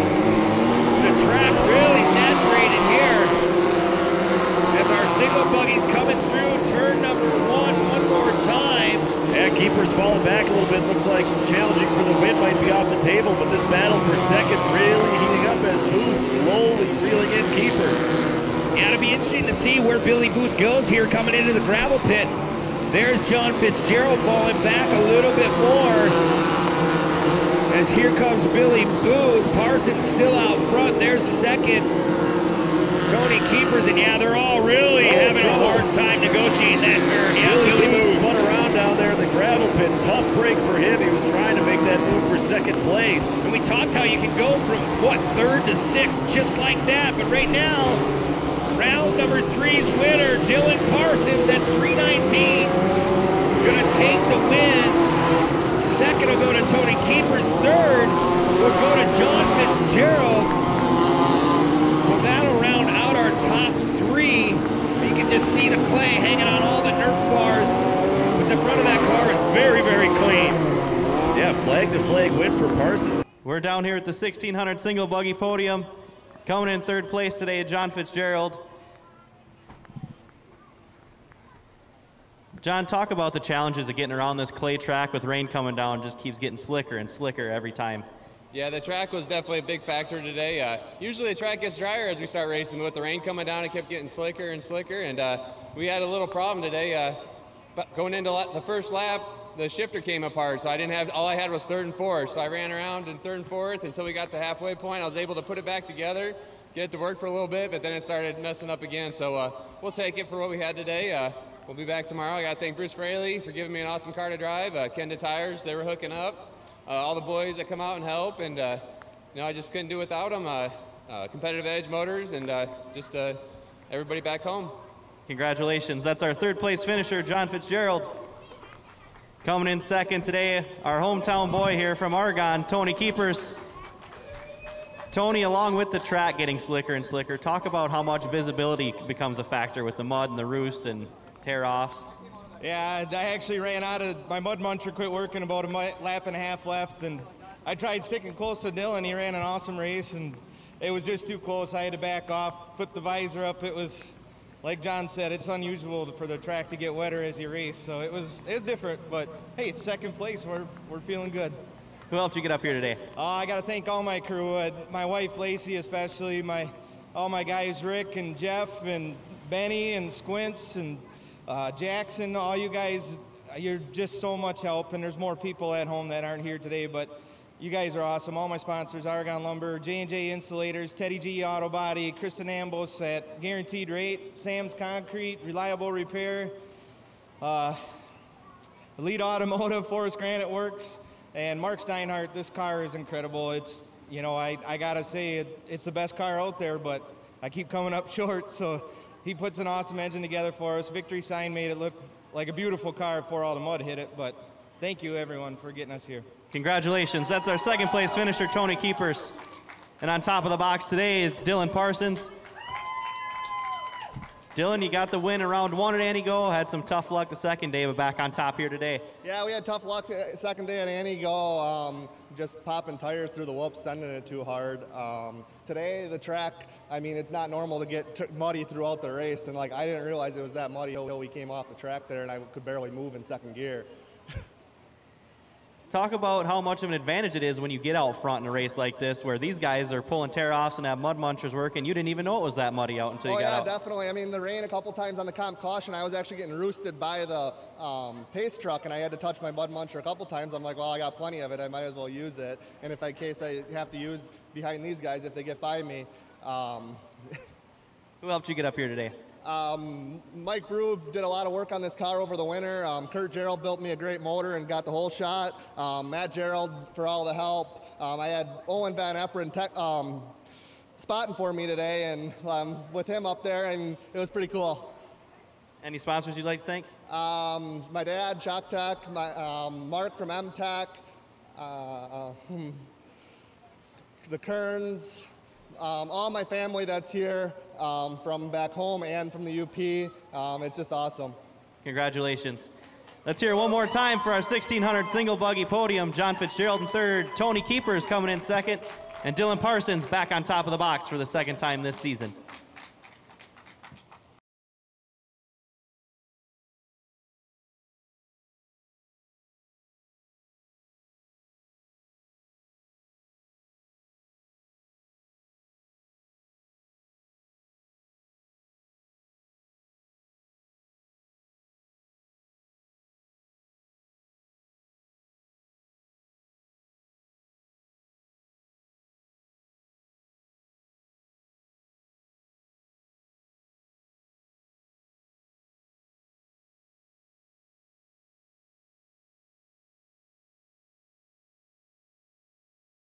Also in the field are Kenny Wilson, Zach Gutenkopf, and Scott Heichel at 20 trucks entering turn 1.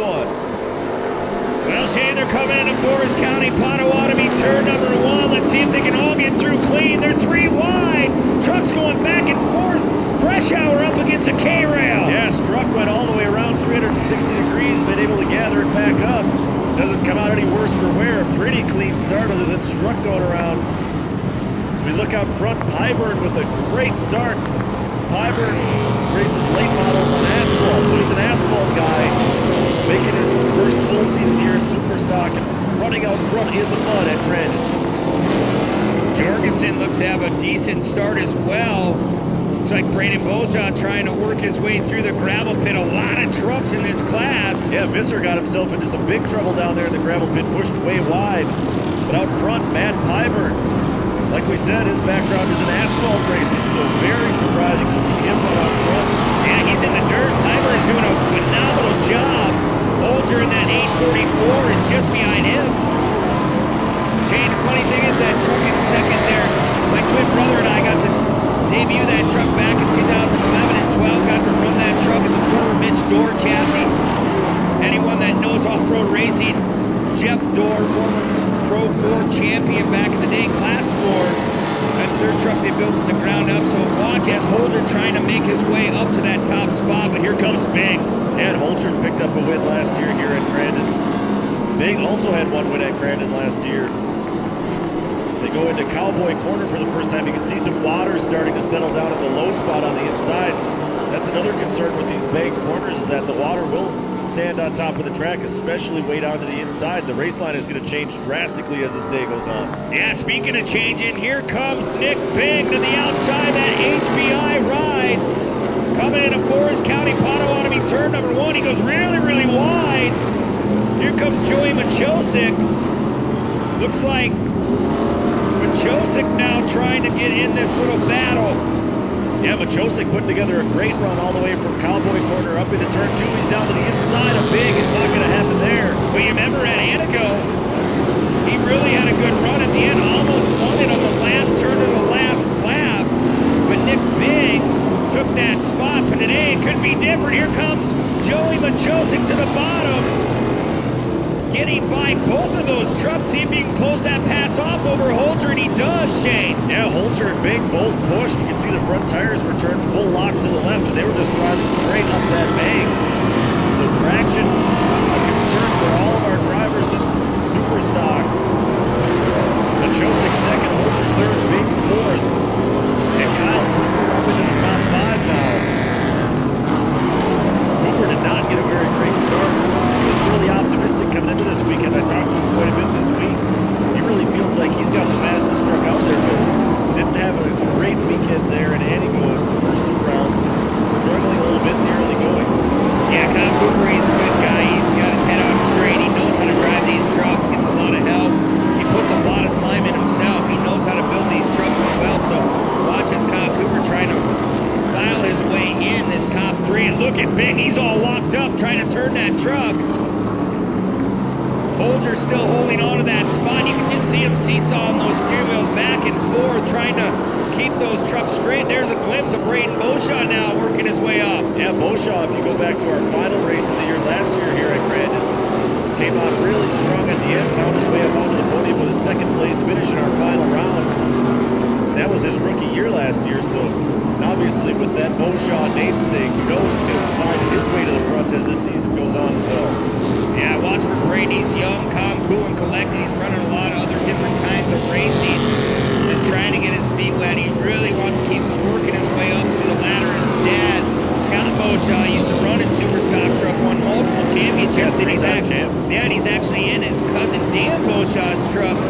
That Dan won 3 championships as well. So great group of guys behind him, helping him move to the front as we go back up. Bolger still holding on that spot over Nick Bing. Yeah, that's the battle for third. Our 2 lead trucks, Piper, looking just like Dylan Parsons was in the 1600 buggy race. Pretty clean truck so far. Piper got out front early on. Stayed there the entirety of this race so far here in Superstock. Josic had a lot of work to do to get up into second, so showing a lot of speed. You can see down Piper. And again, especially with these conditions, the track conditions going away a little bit, it's all about limiting your mistakes. Piper so far hasn't made any.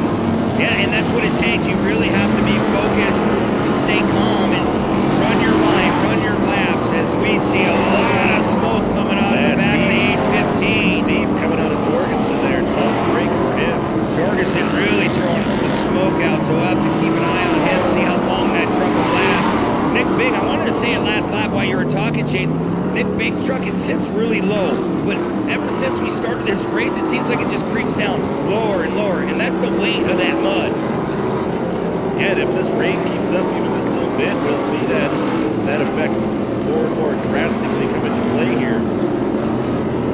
I mean, there's horror stories of mud races from years ago where guys would drive across the scales on their way off the track and be like 800-900 pounds heavier. Wow. Obviously, when your suspension is set up for exactly your truck weight, 4,100 pounds or so, when you add another 800 pounds of dirt on top of that, it really changes the way the truck drives. Oh, it looks like our leader might be going a little bit wide, giving Joey Machosic a little bit more breathing room.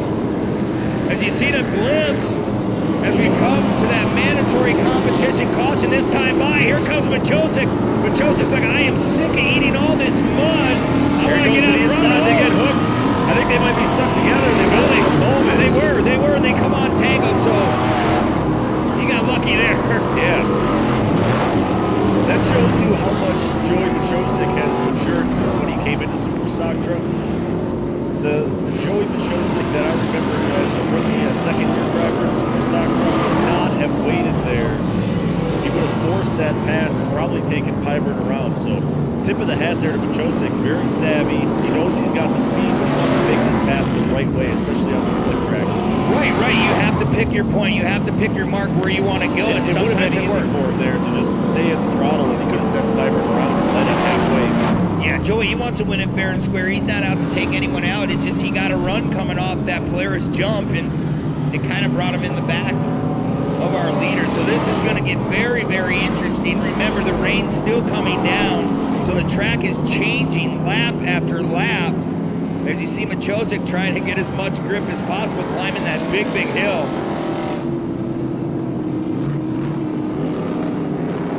So if nothing else, that little bit of contact right before we got to our competition yellow, Pyburn knows that Machosic gained a bunch of ground on him, so that has to at least change his mindset. Talking about Pyburn, he knows Machosic is right there and that he's that fast.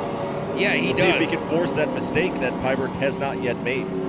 Yeah, they're talking to their spotters. They're letting them know, hey, where did he gain on me? Where can I get a little bit more of a breathing gap? So they're talking back and forth. His truck's very, very clean, Pyburn's. Then you look at Joey Machosic, it looks like he's been through a war already, just eating all that roost. Holger in third. Then it's Nick Bing in fourth. And then Braden Beauchamp, he showed a little bit of steam there coming to that mandatory competition caution. So having some issues getting that air to the back radiator in practice. He qualified second, so a very strong run for him. We'll see if that truck can hold on to it. As we see our pace car going off the side one more time, we're going to get this second half underway. It's Pyburn, Machosic, Holger, Bing, and Beauchamp, your top 5 drivers right in front of you. Remember, here's the restart cones, and he takes off. He didn't waste any time. Yeah, same strategy we've seen all morning and into this afternoon. Every leader so far has taken off right at that first cone. Looks like it'll work this time again. We saw a challenge a little further back. A little Dyson going on there between the 2 Ford trucks of Cooper and Braden Beauchamp. Bolshaw. That would be your battle for 5th place on the race course. We see Machosik now to the outside. Boy, Machosik throws it in. He's going to push. This might cost him a couple spots. See if he can get a little bit of a run. Here comes Braden Bolshaw trying to make it 3 wide. Bolshaw makes contact with Bing. Yeah, that's going to shuffle Bolshaw all the way back to behind Holcher. Well, they're still side by side. Bing's having all kinds of problems staying under control, and he looks to be off the pace as they get into Calamity Corner. I told you that run looks like it keeps on sneaking its way down to the ground, so maybe having some issues. I don't know. Here comes Machosik, bonsaiing off that jump again. And the gap just opens up. Yeah, really impressed by the speed that Piper showed. If nothing else, I can say confidently that he hit the nail on the head with his tire choice, because that truck has been hooked up right from the drop of this green flag. Piper doing a phenomenal job trying to run away from Joey Machosik. Machosik, we can't say enough about that kid. He's played some years in this class. You know what excites me about Joey Machosik is when we were talking to him at Antigo, you asked him, hey, do you have plans, maybe jump into this new Pro Spec truck class, or do you want to get into Pro-lite, Pro 2? And he said, absolutely not. He said, my heart is in super stock. I want to win this championship more than anything else. Yeah, he's really determined now, starting to sneak up alongside of our race leader, Pyburn. Here we go. Yeah, not a lot of dry track out there for Machosik. I like how he realized it as soon as he stepped out there. Yeah, I like his line through turn number 1. He kind of apexed it a little bit better than our race leader, now giving Holger a little bit more of breathing room, trying to sneak underneath. I don't know, about 2-3 car lengths back to 3rd. Machosik last time really went for broke on the outside of the gravel pit. We'll see if he tries that again, or maybe if that was a setup looking ahead to this lap. Yeah, this time Machosik a little bit more gentle on entry, trying to stay down low where the traction is. Right, he's having a hard time rotating that truck. You kind of want to steer with the rear of the truck. We'll be coming to the white flag this time as our time clock has run out here on Super Stock Truck. 1 lap to go here for Piper, Machosik, and Holcher running in the top 3. Machosik still pushing, coming into the final turn here. There's that white flag Shane was just talking about. One more time around, there's Braden Bolshaw and Nick Visser, and I think Bolshaw's starting to fall off the pace a little bit with that overheating issue going on. Yeah, Bolshaw, he's pulling off. Tough break for Braden Bolshaw.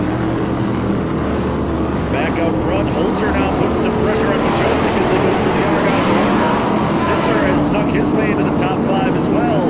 Boy, Joey Machosik, he knows what it's like to be in second. He come off a hand ago, almost won it on the last turn like we were talking earlier. Can he try it again, but this time make the pass stick? He's really going to have to drive hard, but not make any kind of mistakes. There's Pyburn really babysitting that throttle going through Cowboy Turn. Yeah, Pyburn really trying to find any traction down there.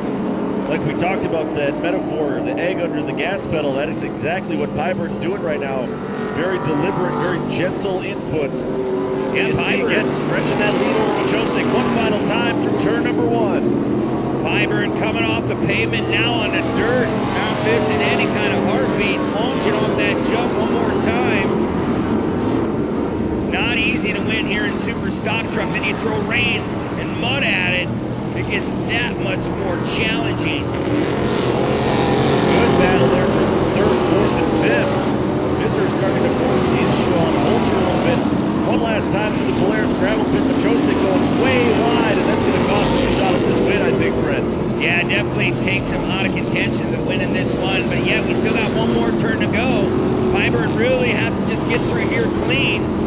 It's not easy, just dipping in and out of that throttle. Can Pyburn get it done here in round number 3? It looks like he's going to take the checkered flag. Pyburn with his first win in Superstock. Machosik will settle for 2nd once again.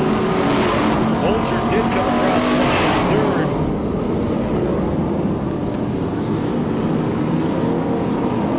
3rd. 3rd place finisher today. Getting some pictures taken here. Nick Bing. We see some mud on the face and in the eyes of Nick. I'm sure ran out of tear-offs running around 4th or 5th all day.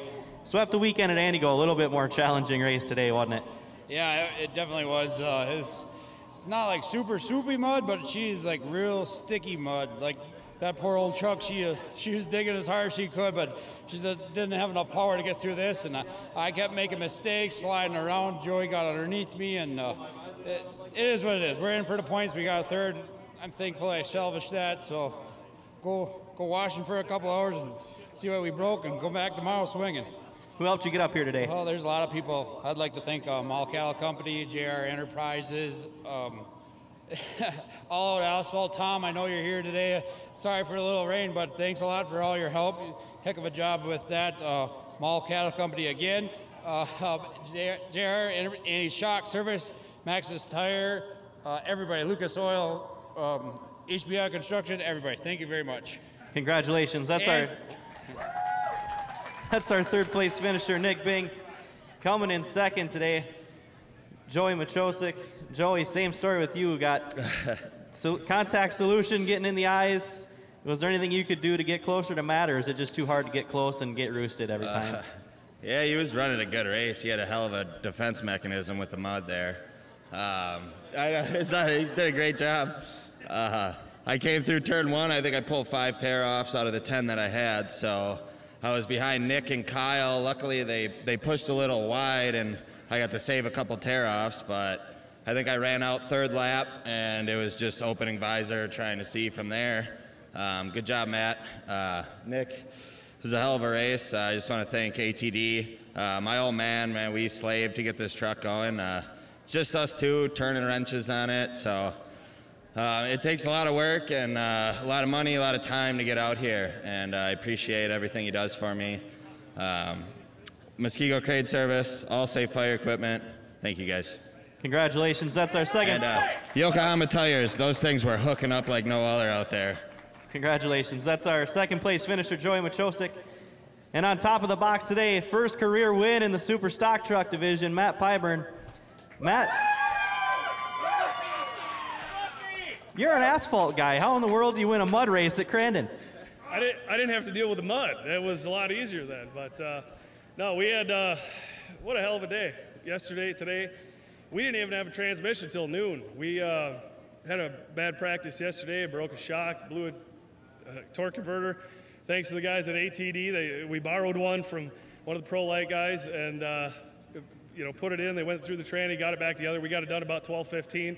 Got out to get in line and pulled the whole shot. Just kept a clear face and just tried not to spin out.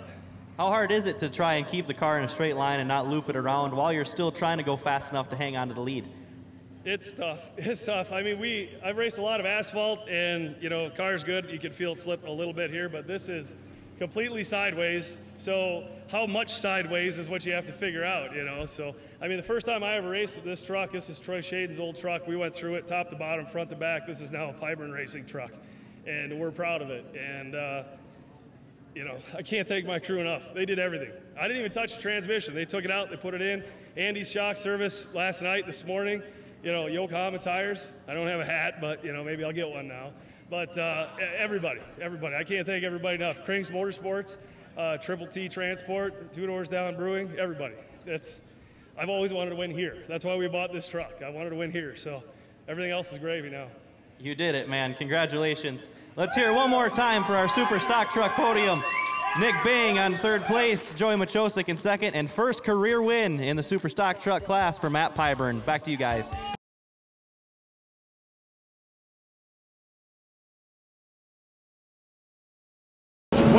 Sportsman side-by-sides making their way down through turn number 1. We'll sort it out for you as they come by. That is the 73 of Nicole Fisher, who started on the pole. Dustin DeGrant, Derek Lieberg, and also there up in the top 3, Cody Jones running in 4th. And Derek Tilkins up into the top 5 already. Tilkins was your winner in rounds 1 and 2 at Antigo. But back out front, Tricky Nicky, Nicole Fisher running out in front. Yeah, good start for Nicky Fisher there, coming through the gravel pit. That's got to be a lot of pressure to start on the pole, knowing that you're in a field with 29 cars. You see, that looked like Tilkins got all crossed up after the big jump there. Now we're going 3 wide. Fisher stuck in the middle. Cody Jones on the inside, Liebergen on the outside. Yeah, Liebergen trying to make that run on the outside. There's Fisher trying to hold that spot down and pushing a little bit through that turn chain. Yeah, and since we're back to side-by-side racing here, We're going to use our, what we call the super short track layout here at Crandon that cuts off around where Parsons Pond used to be. Keeps all the action in front of the fans here. But out front, Liebergen, that number 36 from Oconto Falls, showing the way around. That's Fisher, Jones, and all the rest. Track looking in pretty decent shape after we had some steady rain coming down. Not affecting the track that bad. As we come through the gravel pit once again, there's Fisher in that 73 still holding on to that spot. Looks like Tilkins in the 96, your rounds 1 and 2 winner, back in the mix there, running in 4th. As Jones has gotten around Fisher, Jorgensen up in the 5th spot, and the 26 of Jayden running in 6th.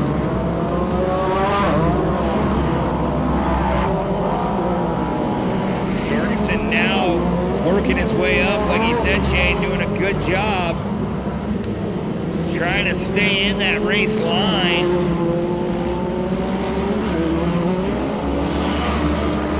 Cars really starting to spread out here through the turn, heading back towards the gravel pit. One of the fastest sweeping turns. Yeah, you see Liebergen there in the gravel pit, really pitching that car sideways. Cody Jones, he had a couple of really strong runs. 2 third-place finishes in our opening rounds at Roaring Lions Raceway in Antigo, and he's putting a lot of pressure now on Liebergen as they come into Calamity Corner. Yeah, setting it up really, really wide, trying to get that run on exit. Green flag still out. Just over about 8 minutes to go in this one. Again, we're timing these races, so keep an eye. It's definitely going to become a sprint race here in Amsterdam Champ Off-Road. Here in the Sportsman side-by-side division.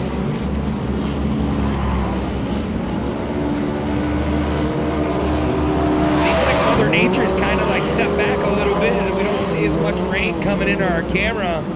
More of a misty rain.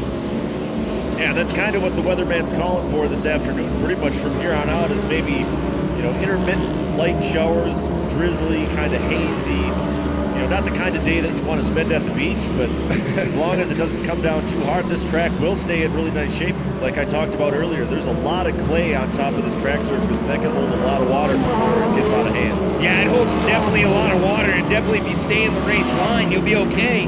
You get out in that darker dirt, that soupy mess, if I like to call it, you will go backwards in a short hurry as here's this battle starting to heat up once again.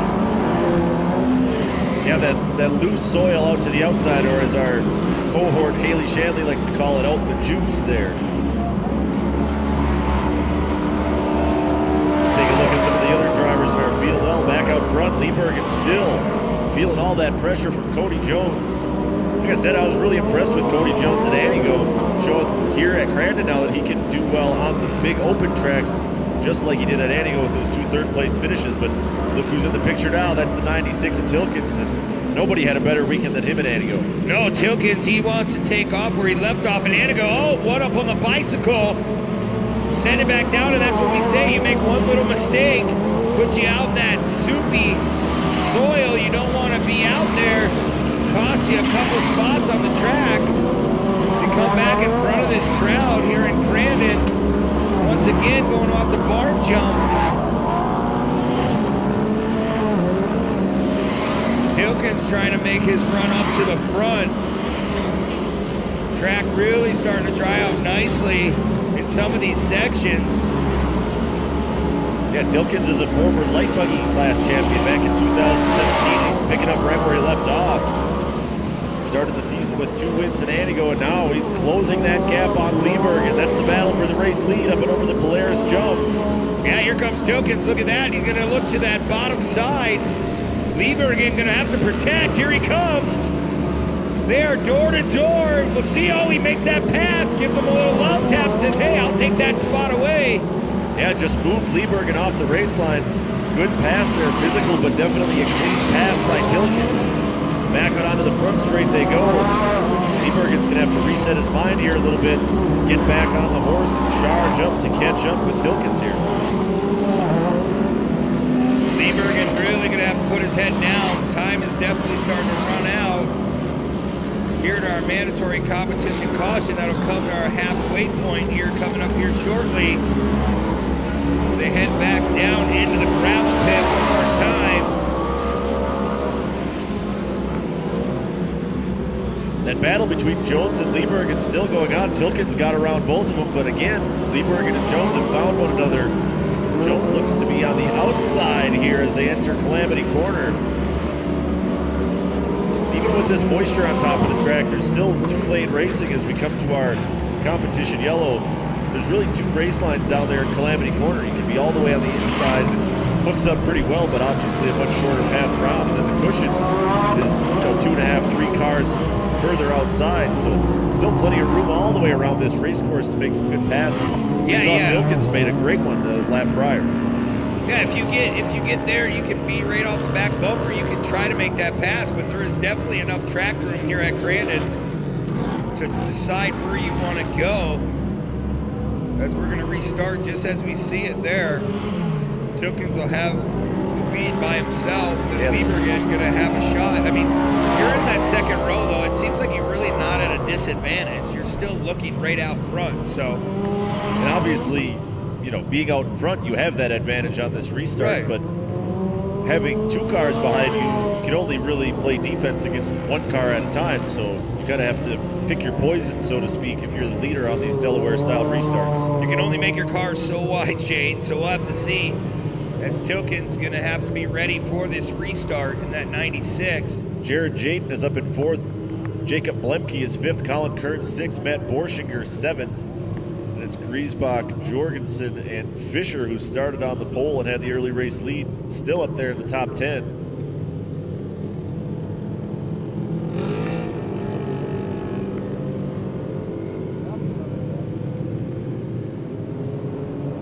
Pace truck bringing them around this beautiful facility here in Crandon, Wisconsin. We had the Crandon International Off-Road Raceway, the mecca of off-road racing here at Crandon. Always great racing, great battles, a lot more racing yet to come. Remember, later on, don't go anywhere. We'll have opening ceremonies coming up for our pro divisions, and we've seen truck numbers like we've never seen before. Pro 4, I don't know the last time we've seen 13 Pro 4s heading into Forest County, Potawatomi, turn number 1, but you'll have to wait and see, because right now, the second half of this Sportsman side-by-side race is about to get underway. See if Tilkens can hold off the host of great drivers here in Sportsman side-by-side. Here we go. Looks like they all pretty much shuttled back into single file pretty quick there. Liebergen going to work now on Tilkens. Trying to shoot his shot early on this restart. Contact a little further back. Not sure who got caught in the pinball game there in the middle of that group of cars as they went past the skyboxes, but out front, no change. It's Tilkens, Liebergen, Jones, Jayton, and Blemke, your top 5. Boy, the bottom of the gravel pit really starting to get chewed up, so you have to watch as they tiptoe their way through, coming back what will be our finish line. Going through Calamity Corner one more time. Here comes Liebergen one more time, trying to make that pass. And you said earlier the track is wide enough to make those passes, Shane, so we'll have to just sit back and keep an eye on second and third. A lot more racing left to come. Yeah, from a fan point of view, that's the thing you're most worried about when the rain starts falling, is that it becomes one-line racing, because frankly, that gets a little bit boring. At that point, you're basically watching a train go by. Right, so good to see that the weather is holding up just enough, as we still are getting a little bit of rain, but not enough to slim that track down to one line. Yeah, if it stays slow and steady throughout the day, it'll help the track crew. Actually, they won't have to put a bunch of water on it. They'll just grade everything back in, keep the track moist, and just keep moving forward. Crandon has a way to make sure every race is perfect, so keep an eye on the racing here this afternoon. It looked like one of our cars was slowed down to the infield. Season Bennett in that 22. Back out onto the front straight, our leaders, as our time clock hits 0. That means we'll be inside of 2 laps to go. It'll be white flag next time past the finish line, so about 1 3/4 laps here for Tilkens, trying to start the season 3 for 3. Wow, great run for Tilkins. If he can get the job done, man, he'll just open up his points gap just a little bit more heading into round 4. Second place starting to heat up right now. Liebergen trying to hold on to that spot. Cody Jones really putting the pressure on coming into Calamity Corner. Remember, we should be coming to the white flag this time by, but it looks like we have a full course caution getting word. Yeah, car stuffed into the outside there of Calamity Corner. So I have to bring that car back, get it all ready for round number 4, but this one is not over yet. Tilkins still with your race lead. Liebergen really just trying to focus, like, okay, what can I do? I've been running the pace, I've been staying right there, but what can I do now? And if I'm in his shoes, you really just have to do opposite what our leader's doing. Yeah, the leader's holding a great pace, running fast laps, but you're not going to pass them just playing follow the leader. So you have to pull something out of your pocket and really go for it here. Maybe the gravel pit. You've seen the gravel pit be a big factor this afternoon. I'm still waiting for the first driver who's going to slow play this restart and wait till, 2/3 of the way through the cones. We saw that at Anigo, the same story. Just about everybody was taking off right at the first cone, and then unfortunately I don't remember which race it was on Sunday, but there was a race that on the restart the leader waited till about 2/3 of the way through the zone, like almost no rhyme or reason to it, and it threw everyone else's rhythm off so badly that they just checked out on the restart. So I'm waiting to see that mind game play out again here at Grandin. Yeah, I think it was Tyson Marquardt that did that. He was you got holding it. the field up. I remember he was doing what he needed to do, and that's a mind game. That's why we have those cones. If everybody did the same thing, it's pretty hard to babysit and capitalize on it. But if you do something different, boy, the hosts of others behind you that don't have a clue. Some more smoke and steam coming off of some of these cars, so the mud really definitely playing a big, big factor. I'm looking at that car in 5th there, that 10 of Colin Kearns. He was nowhere to be found anywhere near the top 5 until right before we got to this full course yellow. So Kearns is on the charge too, and we've seen him run up on the podium contention all throughout last year. And there he is right there. Yeah, had some terrible luck in Anigo a couple of weeks ago. Well, here we go. Where will Tilkins take off at? He goes right away. We'll see. Looks like Jorgensen getting a little run on the outside. Kearns already in the mix. Oh, contact, 3 of them. Yeah, Kearns, Jones, and Jayden. And it looks like Jayden and Jones hooked up, and the whole field is going to go by Cody Jones. So what a tough break for him. Yeah, Jones having a great run and then just throws it all away there, making a little contact. More contact there between our 2 leaders. Liebergen really forcing the issue now on the 96 of Tilkins as we are coming to the white flag this time.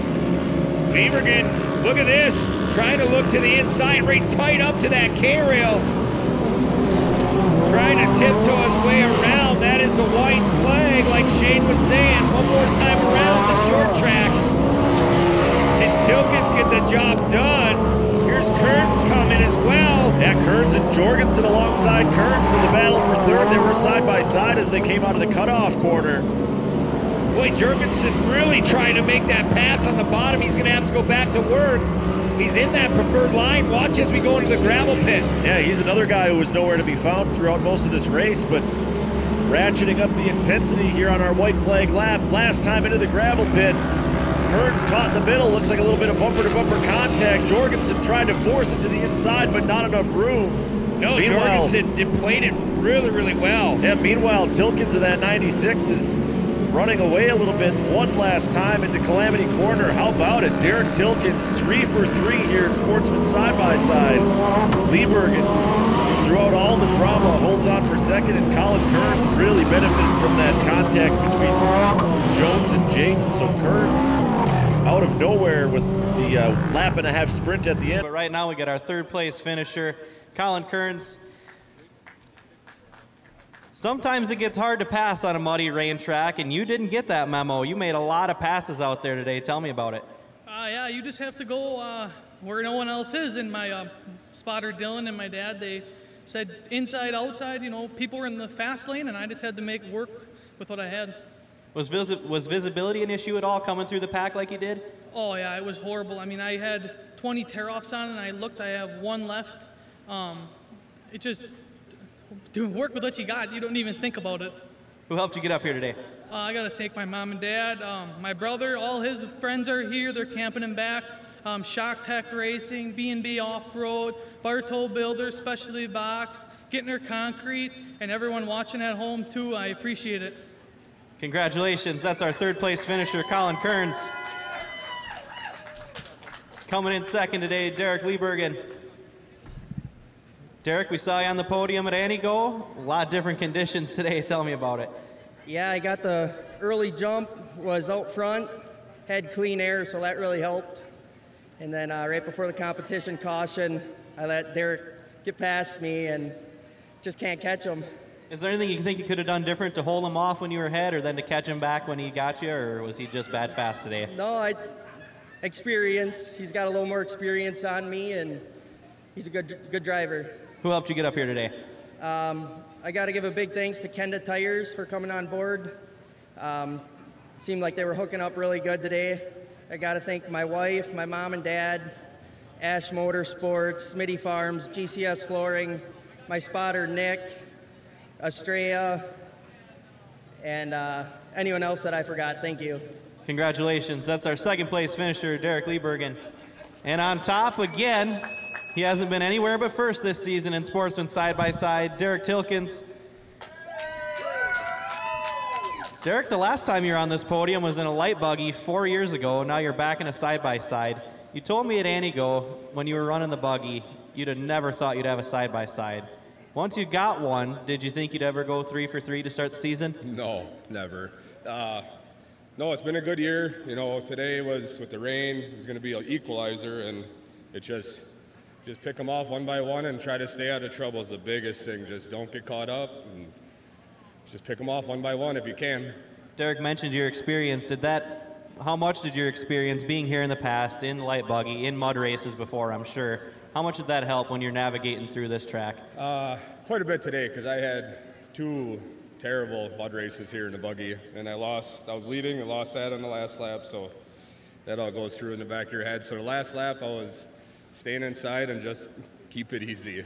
Who helped you get up here today? I got to thank Hilltop Woodworking, Kristen Ambos, Guaranteed Rate, the Noble Enterprises, Stephanie at Globe Life, Rugged Radios, Amsoil, Power Sports One, and got to say hi to my little guy at home. Congratulations. Let's hear one more time for our Sportsman side-by-side podium. Colin Kearns in third, Derek Liebergen in second, and Derek Tilkins keeps the perfect season going on top.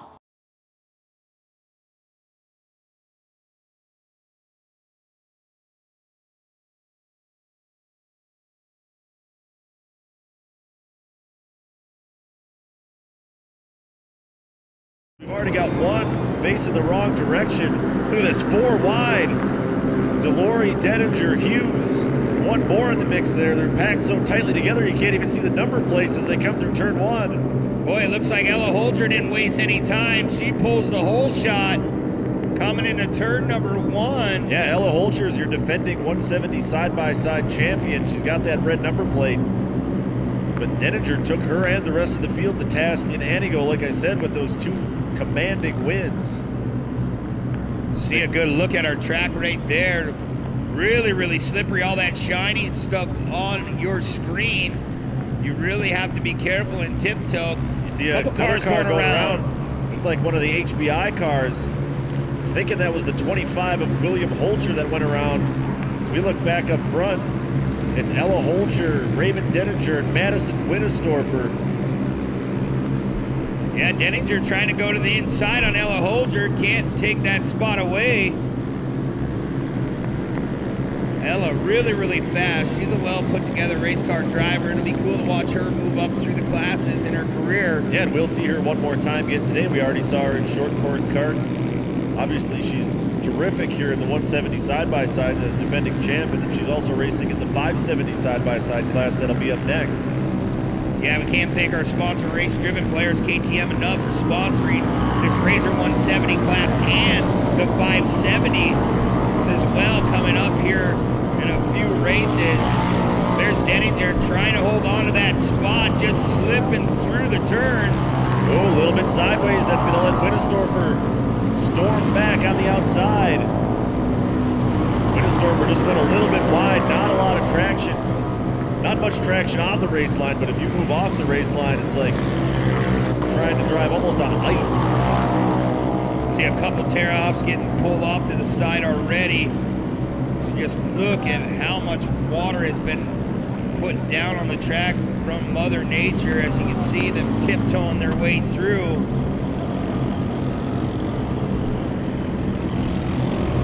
Heading towards the gravel pit, and one more time, there's Denninger in that number 11 race-driven players KTM ride. Yeah, you saw Wittesdorfer right there pulling a tear off. She's been eating a lot of mud from Denninger. Yeah, trying to run a line off so you don't eat all that roost. We'll see how that works out for her, and there we go, a little mistake. Yeah, Denninger got crossed up. Wittesdorfer was just in the wrong place there when Denninger got crossed up, because she actually had to move to the outside to avoid hitting him. If she had been positioned a little bit further inside, she might have been able to drive underneath and make that move. Denninger still holding on to that bottom line. Tiptoeing his way around once again. Here comes that battle. Wow, just swapping back and forth. Just trying everything. I love that coming out of a young race car driver. Trying something different. Not playing follow the leader like you'd like to call it, watching a train go by. They're really duking it out, mixing it up. Yeah, Wittesdorfer really reaching into her bag of tricks here, trying to put a move on Denninger. Yeah, Wittesdorfer, you see her come out of that turn. She kind of runs a little bit wide, trying to get that run, but then you get in that loamy dirt, and it just drags all that power that you have right out the windows. Here's a look at your leader, Ella Holcher, and she's starting to check out on the rest of this field. Basically the opposite of what we saw at Anigo when Denninger did that, checked out on everybody else. Like we said, Ella's been getting a lot of seat time across 3 classes now, so as defending champ, she's obviously one to watch for here in the race-driven Polaris KTM 170 side-by-sides. Yeah, now we got another one huge. of the mix here, the number 26 of Jake Dickman from Appleton, gotten around Wittesdorfer. There's the 26. Dickman gonna try to make his way around and move up to the front. Car looks pretty clean from our point of view. We're definitely adding a lot of weight to these cars, lap after lap. We're about 5 minutes to go in this one. Another tear-off you saw fly out the side of that 52 of Wittesdorfer. So maybe she's just having a little problem with visibility here in the early going. See the number 56, I believe, or 66 of Ashton Dreyer was spun around. Yeah, 66. Nosed up to that inside wall there in Calamity Corner. Wittesdorfer still just sawing that wheel back and forth, trying to carry as much speed as possible. Trying to go on that outside. There's Denninger in the 11, still holding on to that position. Nowhere to be found is Ella Holder. She's checked out on the field. Yeah, Holcher putting on a clinic right now as this year come past the skyboxes there. We were talking about Jamie Kleinkamp earlier and his daughter. She's all the way up to 7th, from 29th position to 7th. Yeah, one of well over a dozen second or third generation drivers here in this field in 170 side-by-side. Dickman now going to work trying to reel in Denninger. Slowly closing that gap.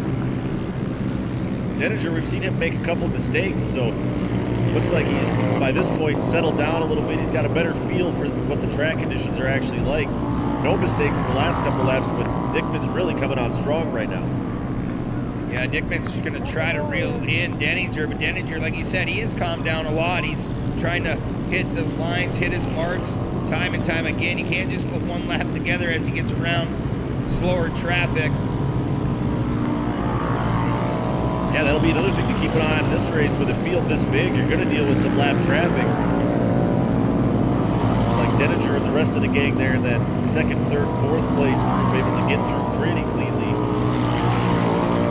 Ella Holcher, meanwhile, is lapping a series of cars as she goes down the front straight.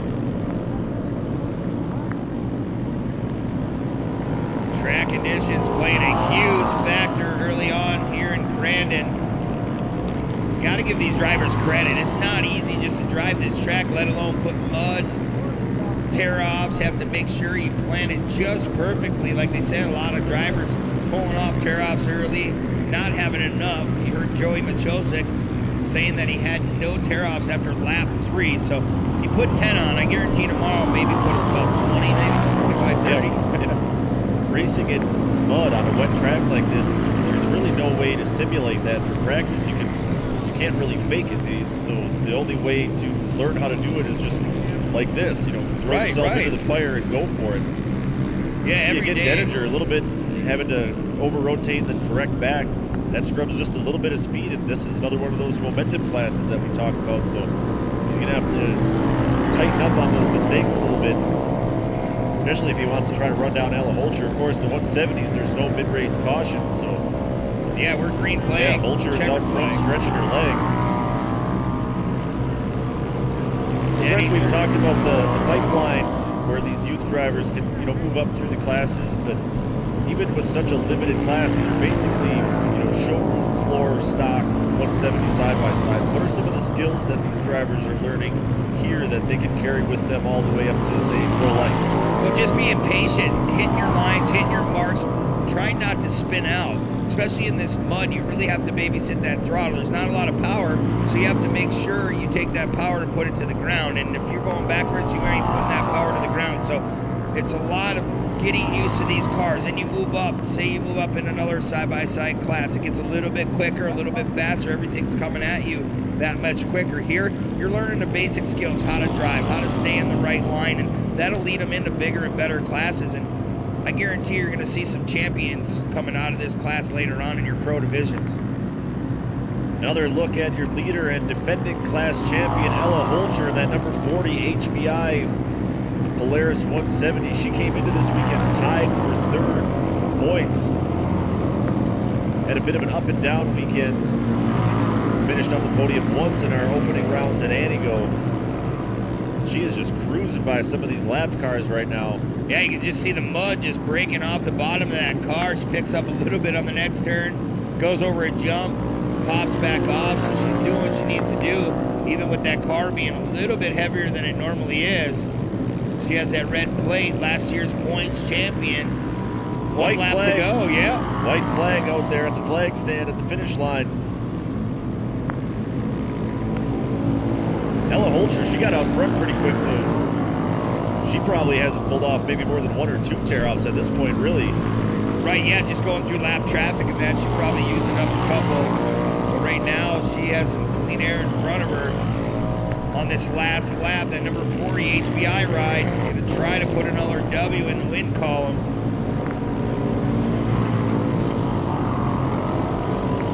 There's Ella Holcher coming through the barn turn one last time. Just see the difference in the speeds from our Sportsman side-by-side.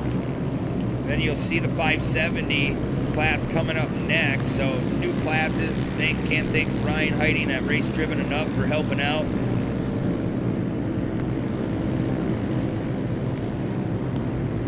One last time down into the Polaris gravel pit. Ella Holcher, third generation short course off-road racer going back to granddad. Jeff Holcher. Yeah, used to race that HBI Class 4 back before it was called Pro 4. So family legacies being carried on here at Crandon International, as they always seem to be in a place with such rich history. Well, Ella Holcher going to come into the final turn. Has a slower car in front of her, but her eyes are going to be set on the checkered flag here in round number 3. It's going to be Ella Holcher with your win. And look at that gap she has back to second and third. Yeah, Denninger just now crossing the line for second place. And Jake Dickman from Appleton did come across in third there.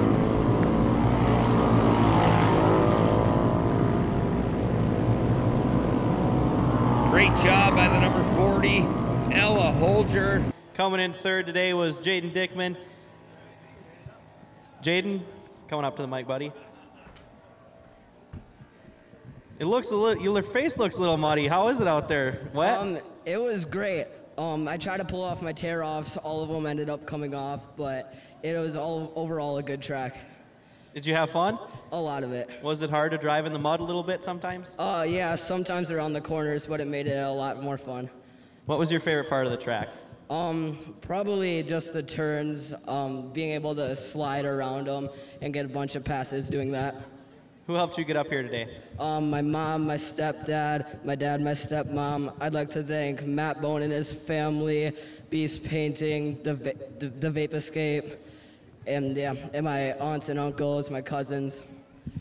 Congratulations. That's our third place finisher, Jaden Dickman. Coming in second today. We saw him on the podium, and Annie go Raymond Denninger. Raymond, how was it out there for you today? Really fun. Really fun? Is it fun driving in the mud? Yeah. Is it hard not to spin out sometimes? Yeah. What was your favorite part of the track?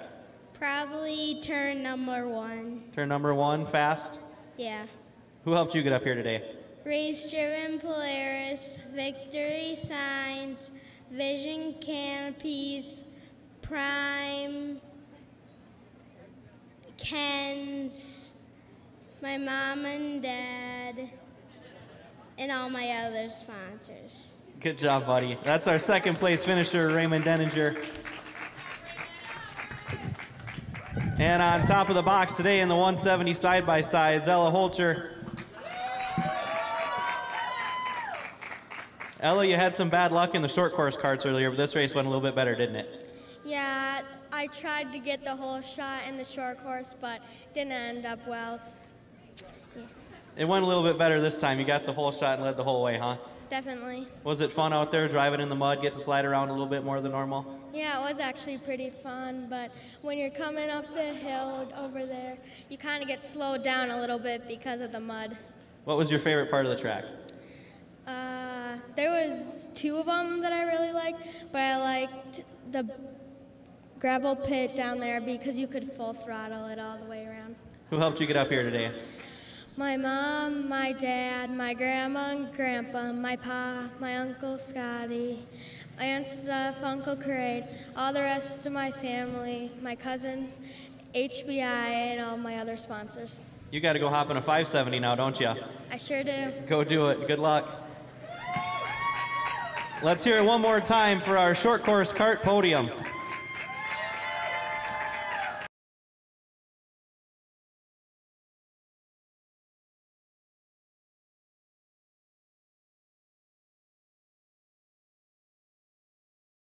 Race-driven machine, I believe it was. He's upside down early, so we'll have to see what race officials do, but the green flag flies already, going off the barn jump. You can already see speed's definitely picking up from the last race.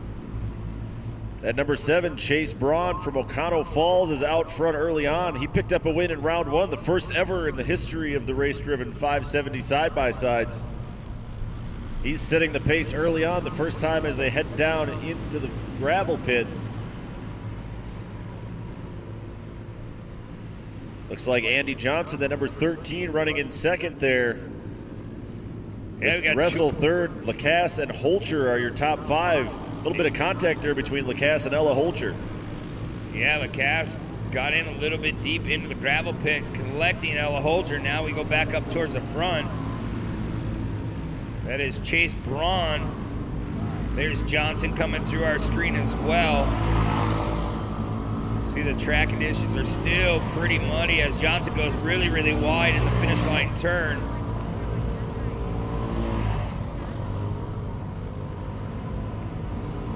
First time back out in front of the crowd through the cutoff corner. Braun already stretching out about a 20 car length lead over Johnson and the rest of the field. For that matter, Johnson all alone in second as we look up front with Chase Braun. And again, the benefit of jumping out front early is you're not collecting all that extra mud, picking up all that extra weight on your car. You do get a sense there as you watch them flow through that gentle left-hand curve that they do have a little bit more horsepower, obviously, than the 170s do. You can sort of drive these cars a little bit more with the gas pedal, or steer them with the gas pedal a little bit more of that torque on demand that some of the other smaller youth classes don't quite have. Yeah, absolutely, Shane. And it's such a cool class, this Razor 570s.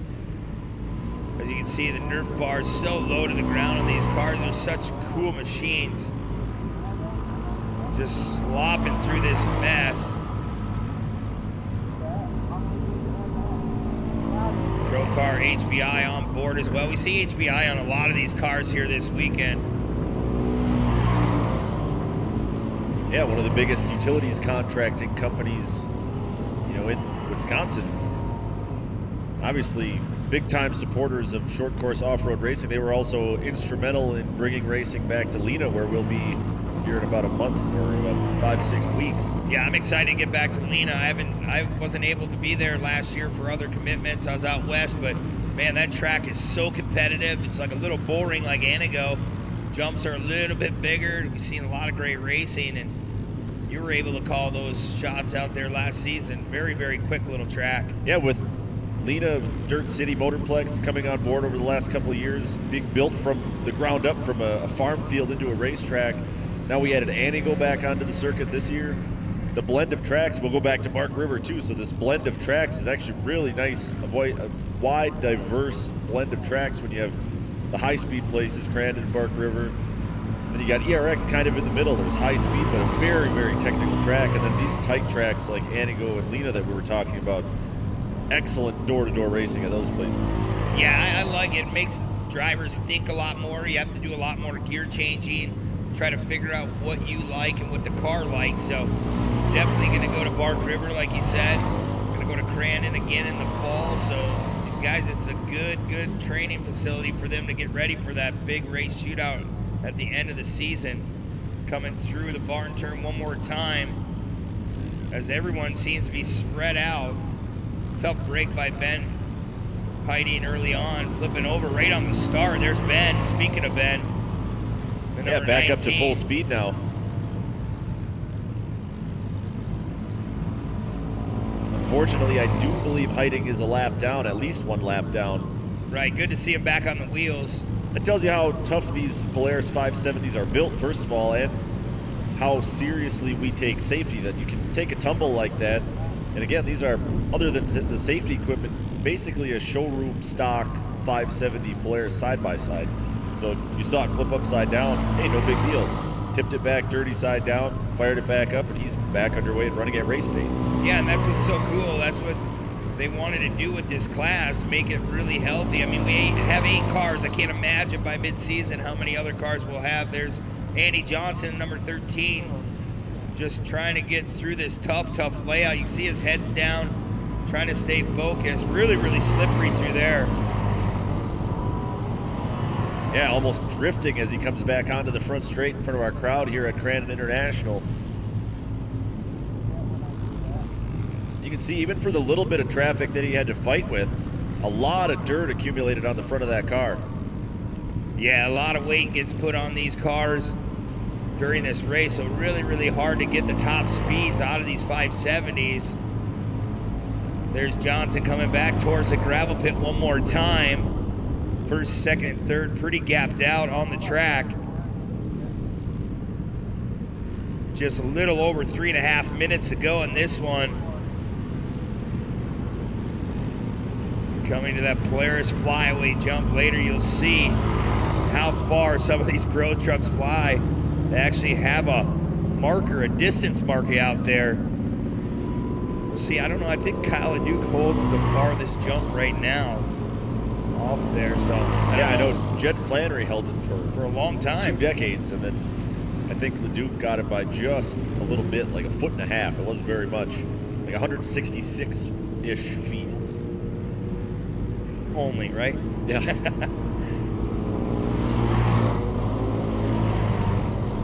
Still, that's hiding there in the number 19 as we follow along with him for a moment in that race-driven machine. Like we said, he was wound up upside down there on the start of this race, so tough luck for him. Yeah, it was hard to see from our point of view what happened. He just got tangled up early, and that's all it takes. Here we're getting close to the 2-minute mark in the race-driven Polaris KTM 570 class. Chase Braun still your leader, and he is way out front of that Auto Pro HBI Pro car number 7. Yeah, just out front, just running his line, running the laps, clean visor. His shield looks really, really clean from our point of view. Doing what he needs to do, clicking off laps here in Crandon. Yeah, talking a little bit more about Ben Heiting. He finished 3rd in both of our opening rounds at Antigo. So this is going to hurt his chances at a points championship by being at the tail end of this field. Another guy that we haven't talked about at all today, Brent, Ethan Dressel. He finished 2nd in both rounds in Antigo, and he is a little bit further back in the field, struggling with these conditions right now. Has a battle going on with Ella Holcher. But up front, it is all Chase Braun right now. Commanding lead. Cruise control set.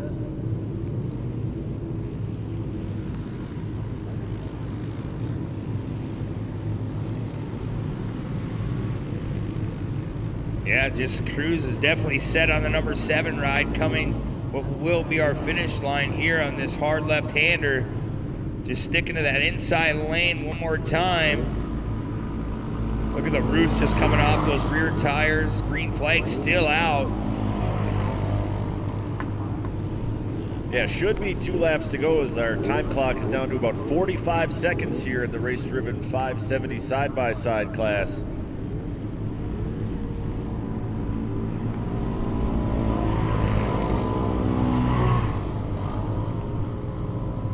Everyone's spread out very, very wide here in Crandon this afternoon. Still up front. And that HBI ride going by the suites here in Crandon. Long, long straightaway for these 570s going into the gravel pit. Time is definitely running out here in this one. We'll have to see. The white flag should be coming out here pretty soon.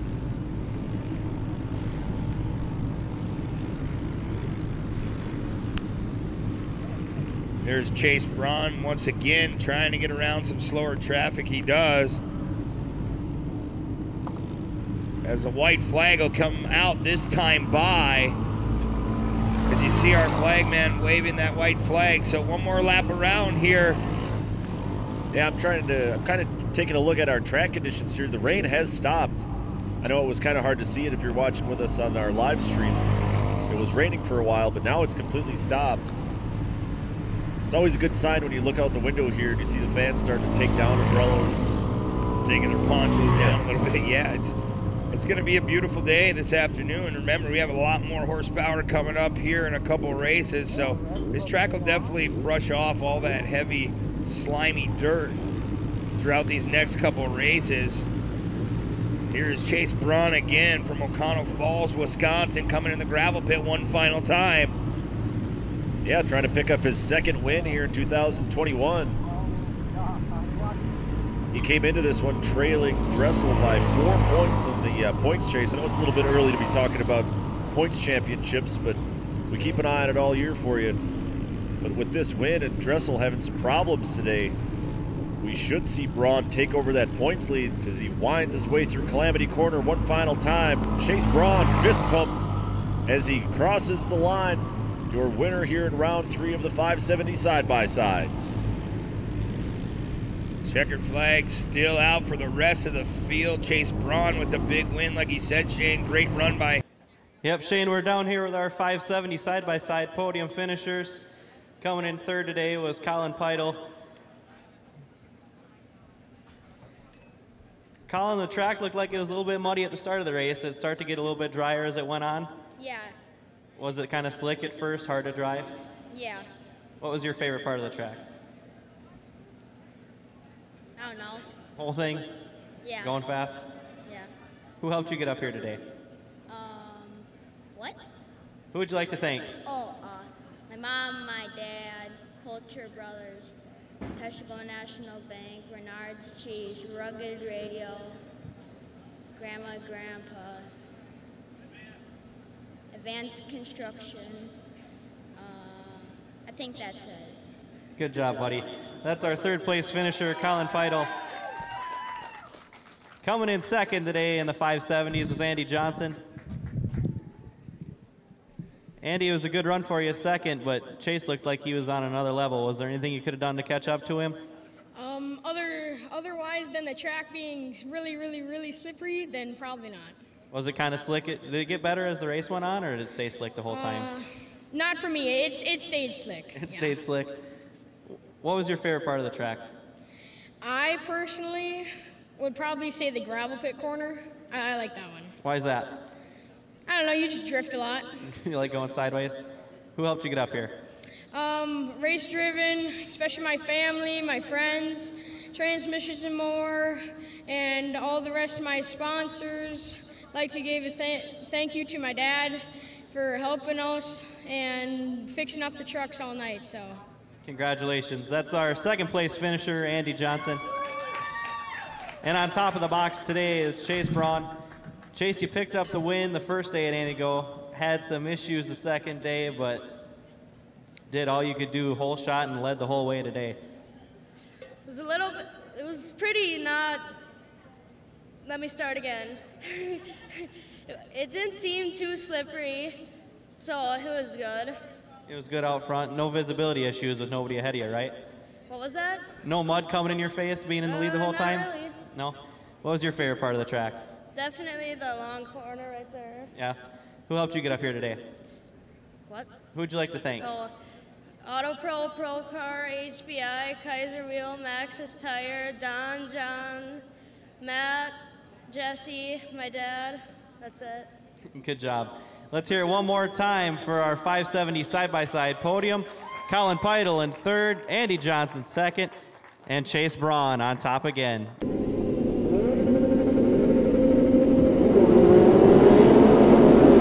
Well, the green flag is flown here in Pro-AM.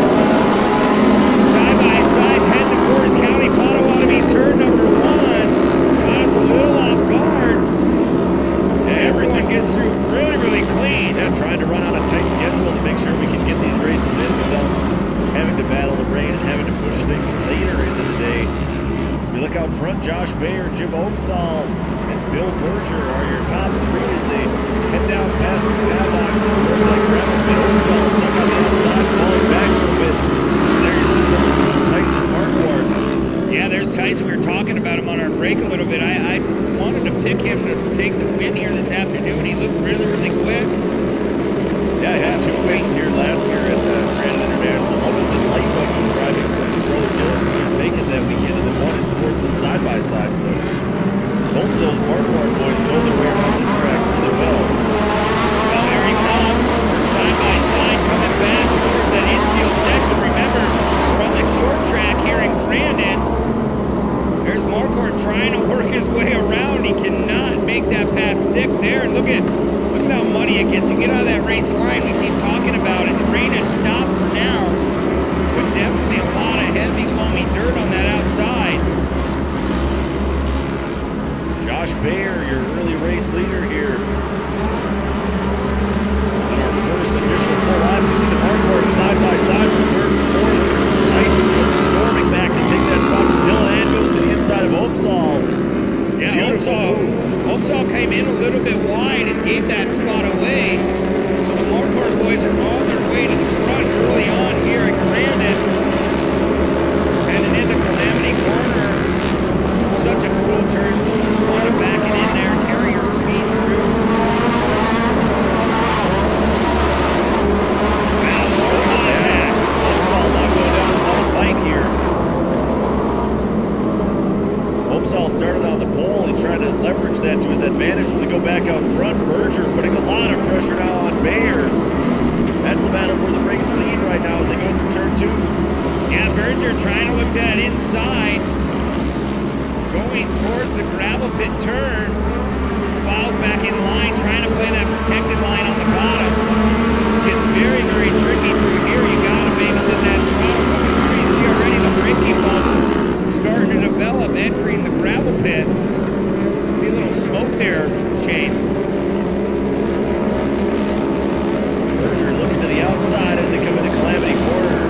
You can see just not very much traction there. So push through, actually a nice tight exit there. Later on, we see our 4s on there. That's almost a line for the big trucks. Yeah, Berger's really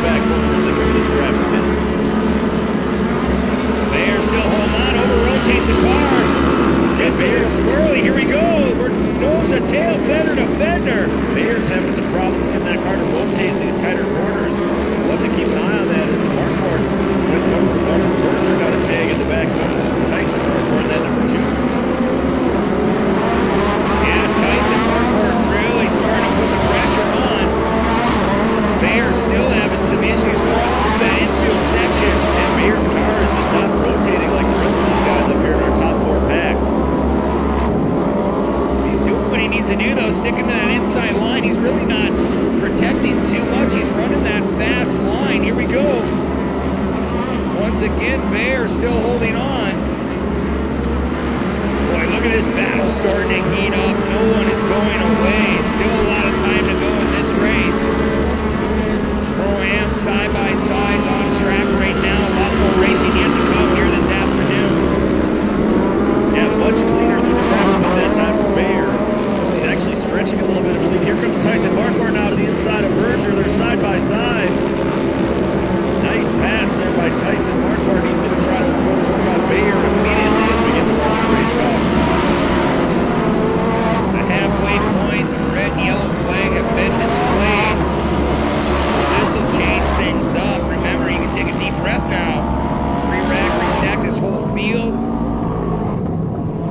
And speaking of taking a deep breath, that's what Bayer needs to do, because he's trying to run hard, but at the same time, that's all it takes is that one little mistake. If he just calms down a little bit, he's leading this group of drivers, he can really pull this one off. He's got a fast enough car. He's just got to find a way to stop pushing in those corners, though. Like I said, it's like his car just doesn't quite want to rotate as easily as the other cars there. You see Tyson Marquardt second, Bill Berger third, Dylan Marquardt fourth.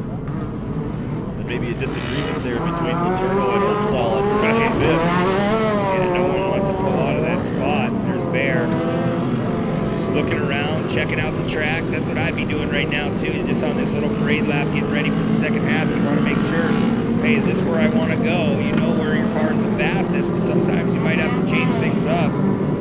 Yeah, play a little defense. You saw Berger there in that number 75. He went quite a bit further outside than the rest of this pace lap field here, looking for a little bit of extra, trying to feel out what the track conditions are like, and he tries maybe just one lane higher, trying to find a little bit of extra speed.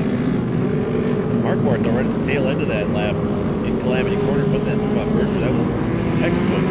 Drove the car hard down to the inside, made it stick.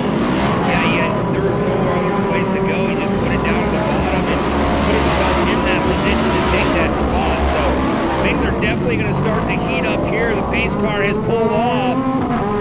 Bear is going to lead us back. Marquardt in second, Berger in third. See Letourneau now in the top five. As the green flag flies, we're underway for the second half of this one here in Pro-Am. Side by side, 3 minutes to go. Yeah, Bayer jumped out to a quick 2 or 3 car length lead over Tyson Marquardt right away on that restart. Yeah, I like what he did to the bar turn. He carried his speed through that cushion, and it really paid off. Right here, he pushed again. He pushed again coming in, leaving Marquardt a little bit of breathing room. Let's see if Marquardt tries to set up that same inside move on Bayer that he used on Berger right before the competition yellow. Yeah, Tyson goes right to the bottom. Yeah, you're right. You called that perfectly. Open up that gap. Yeah, Bayer's in trouble. He's way off the pace and pulling to the outside, so Bayer is broken down. Yeah, I seen a couple puffs of smoke early on in the beginning parts of this race, so maybe some let go. Not his day to win the race this afternoon, so we'll have to keep an eye on our leaders. They're still neck and neck. Now it's Tyson Marquardt out front, Bill Berger second, Dylan Marquardt third, and Letourneau. That's a brand new car for this year. He jumped over to the Bikeman Performance team, so he's in a brand new Polaris. Had an okay weekend at Anigo, but we definitely expected to see him run up front. He's all the way up into fourth. He's in the mix right now, too. Yeah, he's right there for the podium, so keep an eye on fourth place. Coming through, Letourneau showing a lot of good speed. Here's Marquardt again. Still trying to run down Berger.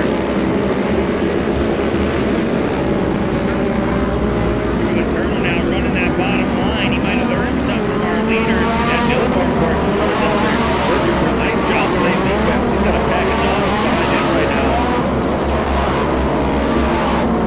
All that man was just letting Tyson Marquardt, that number 2 Yamaha out front, he stretched that lead even more, as you see. They go up and over the barn jump. That 99 Bikeman Performance car still putting on the pressure. Heading towards the gravel pit again. A lot of speed going in, getting hard on the binders, trying to rotate the car, now push through the turn. Yeah, Letourneau actually started started second row. Like I said, he had some bad luck at Antigo. Did finish 5th in one of the rounds, but had to start second row today, so he's already been putting in a lot of work just to get up into the top 4. And I'll tell you what, if I'm Dylan Marquardt, that number 22, I'm worried about the turnout right behind him. 2 laps to go that time by. Under a minute left in this one. Marquardt is still trying to put his head down and make some more passes there in the 22. There's Tyson, just coming through our camera, just hanging it out, just trying to run away and hide here in the late parts of this race. We're heading back to the gravel pit. Should be coming to the white flag this next time by. Here comes the turnout again, Shane. He's trying to put that pressure on Marquardt. Marquardt just has a little bit more straightaway speed. Turno's been trying to look inside here. By that time, Marquardt was trying to go inside of Berger already, so he kind of just played defense there by accident as they do get the white flag. 1 lap to go here, Pro-Am side by side. Berger still has his hands full with Dylan Marquardt. Yeah, look at Dylan. Dylan's trying to put all the pressure on. This is it. If you're in second, it's time to go, but that battle for second's really starting to heat up. See if Marquardt can make a pass coming into the gravel pit here. This is his best opportunity here. One last time down into the gravel pit. Tyson Marquardt comfortably out front. I think Letourneau's trying to set up a moving Calamity corner. We've seen him try it a couple times now. Yeah, I think you're right. He's going to try to go a little bit outside than Marquardt is going. Try to cut underneath. Marquardt playing a nice job protecting but taking the win this afternoon. Tyson Marquardt, Wisconsin will pick up your win here in round number 3. Yeah, Berger holds on for second there. Dylan Marquardt in third, so his 2-race win streak has come to an end. Although it's going back to the same shop, so Marquardt's 3 for 3 on the season. Very excited would be an understatement, Shane. First, our 3rd place finisher, Dylan Marquardt. Dylan, you swept the weekend at Antigo. Perfect weekend, or perfect season came to an end, but probably a decent way to have it come to an end, huh? Yeah, I wouldn't want it any other way. My brother's usually one of my biggest competition. But yeah, I was doing everything I could. Bill, he ran a heck of a race. I had nothing for these guys, but yeah, we're just gonna put our head down and we're gonna come back for a win tomorrow. So try and kick my brother back off the top. But yeah, I can't thank everybody enough. First off, happy birthday to Edo, one of our crew guys. Always there, always helping. I appreciate everything he does. And then my mom, my dad, my girlfriend Tori, my brother, the crew, Edo, Dylan, Mark for spotting, and then my sponsors, Marquardt Custom Homes, Quartz Graphics, KGB Customs, Revolution Industrial Services, Dirt Launch Power Sports, HP 53, Grave Transport, Grave Trucking, MT Electric, Little Joel Lawn Care, Craig Huberty, the Lena Legend, my Aunt Barb for the photography, the Lena Lanes, everybody else. I just can't thank everybody enough, so thanks. Congratulations. That's our 3rd place finisher, Dylan Marquardt. Moving on over, 2nd place finisher, Bill Berger. Bill, you got to lead some laps, got to battle with these guys. Tell me about it, man. Well, it's my first time on a podium. Went to this class this year from Pro Stock, and I really like the group we're in. Everybody drives pretty clean, and I can't be so thankful for actually be able to get up here. It's the first time ever, so it's pretty happy. Who helped you get up here today? First, I'd like to thank the good Lord for giving me the ability to still run at my age and everything, and I'm very happy with that. I also want to thank Race Driven and McCain Foods. They jumped on board this year, and they're helping me a whole lot. I really appreciate everything they're doing for me. Also like to thank Millennium Technologies and SSI Decals. Trying to think here of all the different sponsors. But yeah, it's been a good day. Hopefully tomorrow I'll come back out and try to do a little bit better. Try to get them, but. Congratulations. That's our 2nd place finisher, Bill Berger. I also got to thank my wife and my son, Ben. and the Parsons family for Dylan's been helping me out for years here. I almost forgot about all those guys, so it's been kind of a group effort. So, congratulations. We'll move on over now. The Marquarts are 3 for 3 in this class this season, but it's a different one on top today. Tyson Marquardt, first win of the season. It wasn't easy. You had to make some passes to get to the front. Tell me about it. Yeah, I mean, I thought the motor was going to be way worse than it was, but it wasn't terrible. There was the race line was clean, which was good, so every time you got in the fluff, it got bad. But I don't know, I just stayed positive and kept motivated and kept my momentum and got around people, and I don't know, it worked out. So.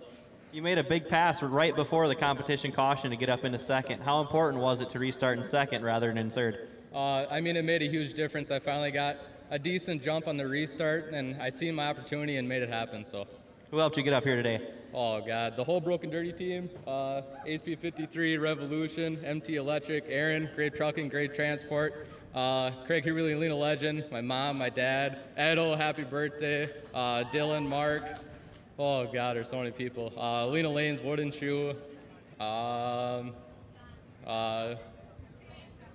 KH Custom, KGB Customs. Oh, God, there's so many people.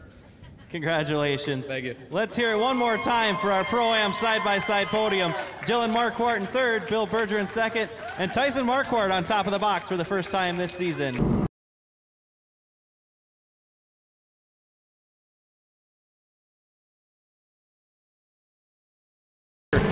Super Buggy heading down for turn number 1. Yeah, we're not wasting any time. Forest County, Potawatomi, turn number 1. Keep your eyes on the first turn. See who pulls whole shot. Looks like Mark Steinhardt, that 31. Stein, he leads him down into turn 1. Then it's Hayward and then number 15, Ponzi car in second. Meister running in third. Boy, good start for Haywood. Yeah, actually that Hayward car is Mike Kirkham's car from last year.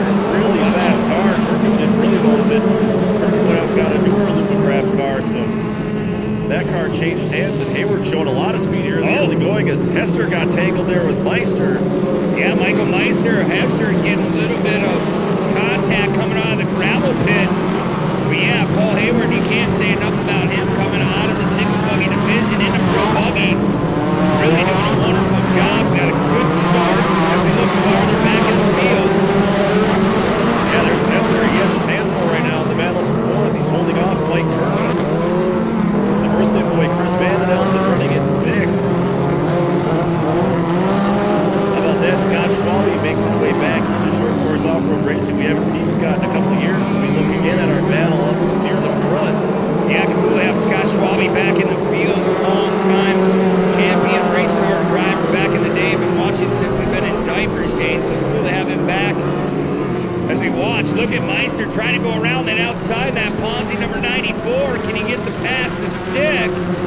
That's where it gets tricky. You get out in that fluff, but he found that topsoil out there, trying to get a little bit different grip than the bottom, and it looks like it paid off. Yeah, Meister always runs so well here at Grandin International Raceway. Just a ton of speed. Very calm driver. That seems to work really well here at Grandin. Look who also has gotten up there into the top 3. Mike Hester in that number 9. He's your defending class champion. Like we said, he's looking for his 100th career win, a historic achievement if he can pull off here at Grandin International. I know, it seems like we've been talking about it for a long time and trying to get that 100th win. It'd be cool to see Hester do it, get it done, that number 9 car, as he plows his way through the gravel pit one more time. And the track, like he said, it's running out really nicely. Yeah, Hester cut his teeth racing buggies in the swamps down in Florida. He's from Orlando to these wet conditions. He's used to this. Maybe even more so than some of our guys from the Midwest, like that man right there, Mike Meister.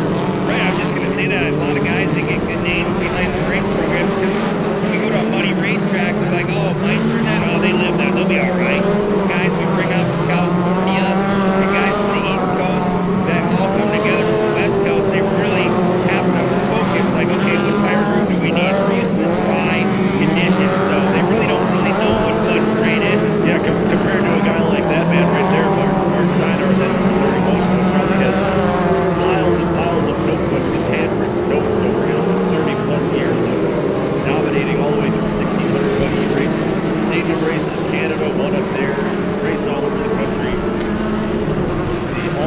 legends of buggy racing here in the Midwest. Yeah, and a lot of these guys, they help out other race teams. They help out their motor programs, their transmission programs, just car setup, shop development. If you ask Mark Steiner, he'll take time out of his day and come and look at what you have and try to point you in the right direction. As well as Michael Meister, a young driver. I love to see him keep moving up through the classes because he's definitely developed into a great racer, and can't say enough. He's won a lot of races in a ton of natural talent too for Meister. If you remember, he came into off-road, jumped straight on the Super Buggy, started winning right away. He was just fast right from the start. And obviously sharpened those skills over time. We're seeing him go to work on one of the best of all time right now. That's your battle for the lead. Yeah, here he goes. 99 of Michael Meister squaring up that turn, running to the bottom. Can't get that pass done. Yeah, a little over-rotation there. Yeah, Steinhardt still holding on to that spot going through Argonne turn. Brand new car for Steinhardt this year. Going back to rounds 1 and 2, Mike Meister won both of those rounds. Steinhardt, though, was on the podium both days as well. And you said new car for Mark Steinhardt. Like I said, he's got to have just not mental notes, plus probably real actual notebooks just full of notes for granted setups. He's run more laps through than just about anybody else on the planet. Yeah, he knows where every rock is located on this race facility. As you see him coming in there, he's turning right before left, locking up those rear tires, trying to get that car to rotate a little bit sooner. They do have handbrakes in these cars, so they can play with it a little. Meister falling off just a little bit there. That might just be a visibility thing, maybe saving some tear-offs for later on in the race. No need to force the issue with him. Get a clean shot on the restart. Well, there he goes, closing that gap right back up. Sometimes it's just not worth it to follow that closely if you can't threaten to make the pass, because then all you're doing is getting mud stuck, into your face. Yeah, and then we talk about it time and time again, how much mud do you really want to collect and how many tear-offs did you put on. These guys had some time. They knew it was raining for the last couple classes. As we should be coming to the halfway point this time by with about 5 minutes to go. Here comes Michael Meister. Going to go to that bottom line again. He's going to try to make that work. He keeps trying it, though. That's what's so cool, because eventually it will come in. And the other effect of that, too, Rick, is after Meister tries that a couple times, you might kind of tip Steiny that he's looking inside and trying to set Steiny up, although obviously, as we've talked about, Steiny's such a veteran. He's, and they've tried every trick in the book on Mark Steinhardt. He's run every trick in the book on other drivers as well. Yeah, he don't get flustered. He knows what it is to lead races. He knows what it is to be the guy on the hunt. But right now, he has that target on his back. And when you have Michael Meister on the back door of any car, you better be on your A game. And I guarantee you, like you said, all those notes and everything he's written down over the past, 20-plus seasons, he knows what he needs, and obviously he's got what it takes to win here this afternoon. Another guy that has what it takes to win, sitting in third there. See Hester, he's got a little bit of damage to that right front. Yeah, the wheel's definitely bent on that number 9 ride, so we'll have to see if he can make that work through this second half. So I don't know, it doesn't look like it's towed in too much, but definitely has some bend to it. That's what happens in these open wheel cars. You get tangled so quick, so easily. Yeah, my bigger fear there is that wobble is going to stress a lot of parts there. Right, all the way to the suspension, all the way to the inner mounts and the A-arms. That's a lot of stress there. We'll have to keep an eye on that as this race winds down here. Coming back to Green Flag Racing shortly here in the Rod End Supply Pro-Buggy race. Just to reset the running order, it's Mark Steiny Steinhardt in first. Meister is second. Hester is third. Hayward still in fourth. Boy, look at the gap. Steinhardt opened up just on the restart here. Michael Meister better button up. He's trying to get that little bit of a run. He's like, okay, play with me. I'm gonna be ready for this restart. We'll see if it pays off going to the gravel pit. Yeah, Steinhardt took off right away. That last time under green that they came down to the gravel pit too, I saw Meister experiment a little bit with rotating the car earlier and rotating it farther. Maybe he found something there. Obviously knowing that they're coming to the half way caution, you can take a chance and not gravel pit and tried it. Yeah, he's tried everything, but it allowed Steinhardt to open up about a 5-6 car lane gap. And watch as Meister comes in. He goes in a little bit wider and then tries to stick to that K-rail. Kind of made me a little liar right there. He stayed a little bit wider on exit, but he's definitely trying to prove what his tires like to do. Wondering if Meister might just be overdriving the car just a little bit. I don't know. Oh, look at this. I didn't know. I was pointing out on our screen. It looked like Michael Meister had a couple puffs of water coming out of the back, some steam. So I don't know, maybe if he's having some heating problems as he goes around in Argonne turn. That just opens up the gap for our race leader, Mark Steinhardt. Yeah, now nobody on. Hester having some problems. So I don't know, maybe that wheel is playing a big factor trying to rotate that car. Yeah, it looks like everything's still connected as Dave Vandenelsen had to go around to avoid hitting Hester. Vandenelsen, terrible turn of events there for Hester, who had nobody between him and Steinhardt. Look at that. Aristeini has nobody in his rearview mirror now. Kirkham has now gotten up into second. Yeah, Steinhardt doing what he needs to do. He probably has radio contact with his spotter, telling him, yeah, Glenn's right, telling him, hey man, just take it easy, run your pace, don't get out of the throttle and give your track space away, but at the same time, just keep hitting your marks. You've got a lot of breathing room. Comes back to the Polaris flyaway one more time. We're just under a minute to go in this one. So there should be 2 laps to go this time by. That's plenty of time for Kirkham to maybe close up that gap a little bit as we look further back. Meister trying to battle his way back through the field. Oh, and now Kirkham has a problem on the inside of Calamity Corner. So that'll let Hayward now get up into second place. Hayward in second, Chris Vandenelsen in third, Meister in fourth.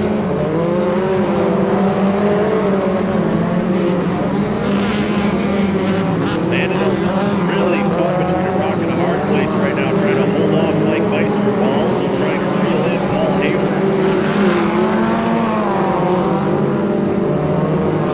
Down that long back straightaway.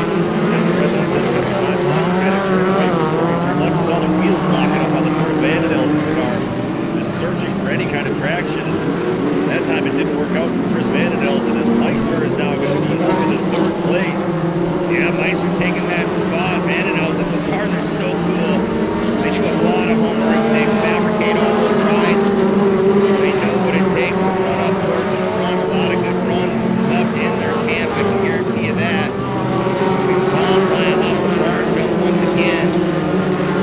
There's Vandenelsen in number 66. Paul Hayward still having a good run.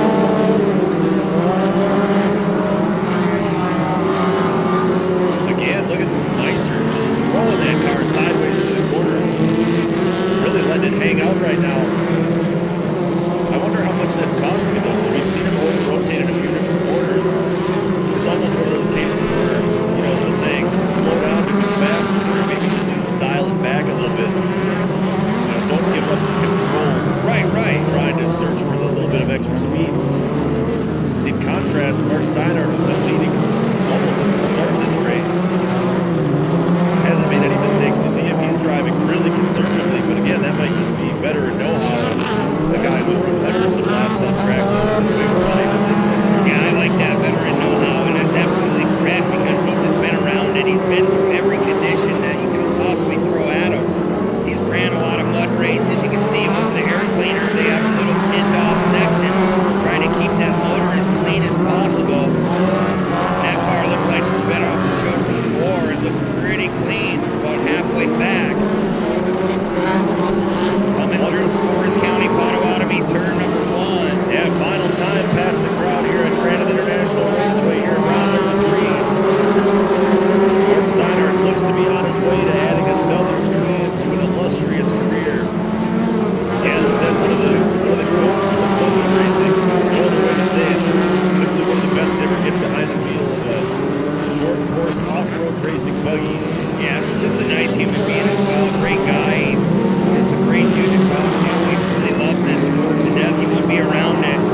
this long if he didn't care about everything. He just wants to see this series grow and loves this Pro Buggy or Super Buggy division. I call them pros because these guys, they've been around a long, long time. Taking the win this afternoon, Mark Steinhardt in the number 31. He's going to be a happy race car driver. Paul Hayward will cross the line in second, barely holding off the last lap charge there by Mike Meister. You just wonder about that race for the win that could have been if Meister didn't have those problems there early in the second half. But first, third place, Michael Meister. Michael, you got up into second on the start, and we're putting some pressure on Steiny, but made a mistake and had to make some passes back. Yeah, for sure. I hit neutral going into Argonne corner. I was trying to rotate it, you know, to get that inside line out, and I messed up. But Mark was running a heck of a clean race, and I was just trying everything to do, you know, to change up my lines. But it was fun out there. I'm glad it's not raining and drizzling right now, and we got a solid track out for today. Who helped you get up here today? I got to thank Caitlin, Brad. He did a great job grooving my tires today and everything else, and my dad. And then Ponce North America, Michael Meister Logging, Neverlift Apparel, Advanced Coatings, Hobbytown Revolution Raceway, everybody else, 920 for the decals, everybody else that does everything for me. Thank you. Congratulations. That's our third place finisher, Michael Meister. Coming in second today, Paul Hayward. First time on the Pro Buggy podium. You got a lot of laps around here in a single buggy, but tell me how it is to run the big house in a Pro Buggy. It's a totally different game. I didn't think we'd be up here this fast. We've been working hard. Don't have a lot of seat time in the car, so we've been just kind of watching videos and watching everyone else and trying to keep the car straight. How much did it help getting a chance to follow around a veteran like Mark, learn some lines around this place? That's what I told Mark. I said once I seen him ahead of me, I was like, I'm just following him. So now I was just glad I could keep the car straight and keep her on the track, and I'm super pumped for second. Who would you like to thank? Ponce North America, they helped me out. My family, my wife, she spots for me. Couldn't do this without her. Everyone that shows up, my dad, my stepmom, my in-laws, everyone, I appreciate it. Congratulations. This is our second place finisher, Paul Hayward. And on top of the box in the Pro Buggies today, Mark Steinhardt. Mark, like we've seen so many times over the years out of you, a whole shot and then a flag-to-flag win, but we haven't seen it with this car yet, a brand new one. Tell me about it. Yeah, you know, I was kidding around before. I said maybe I should have been a drag racer because it seems like I can always get a whole shot here. So, yeah, I always got good luck at Crandon. Basically my home track. I love racing here. I got a good start. I knew Michael was right there, and Spotter just telling me, you know, run your race. He's driving in deeper, but you can't do anything with it. So I just kept driving my race and ended up working out awesome. Found the driest line I could out there and just kind of stayed in it and kept my foot in it until the end. How much does having so many years of experience help you when the track's a little bit muddy like this, but kind of in that in-between stage? I think mainly is looking for the dry spots. You got to be aware of all your surroundings wherever you're at on the track, and even if it takes a little bit to get there, you want to get there and try to get on the dry stuff. So everything worked out great. The Alumacraft car worked awesome again today. We got 3 podiums on them. I got to thank Argonne Lumber, Tony, thank you very much. Alamode, Kristen Ambos Group, appreciate all the help there. Laundry Lobby, Alamode, Wash Smart, Fastenal. I know I'm forgetting somebody, but thank you everybody that helps. Thank you, Glenn, for all the help you do. Thanks for Margene for putting up with me, never being home, working on this thing. It takes a lot of work to keep them up. So, congratulations. Let's hear it one more time for our Pro Buggy podium. Michael Meister in third place, Paul Hayward in second, and Mark Steinhardt on top of the box in the Pro Buggies.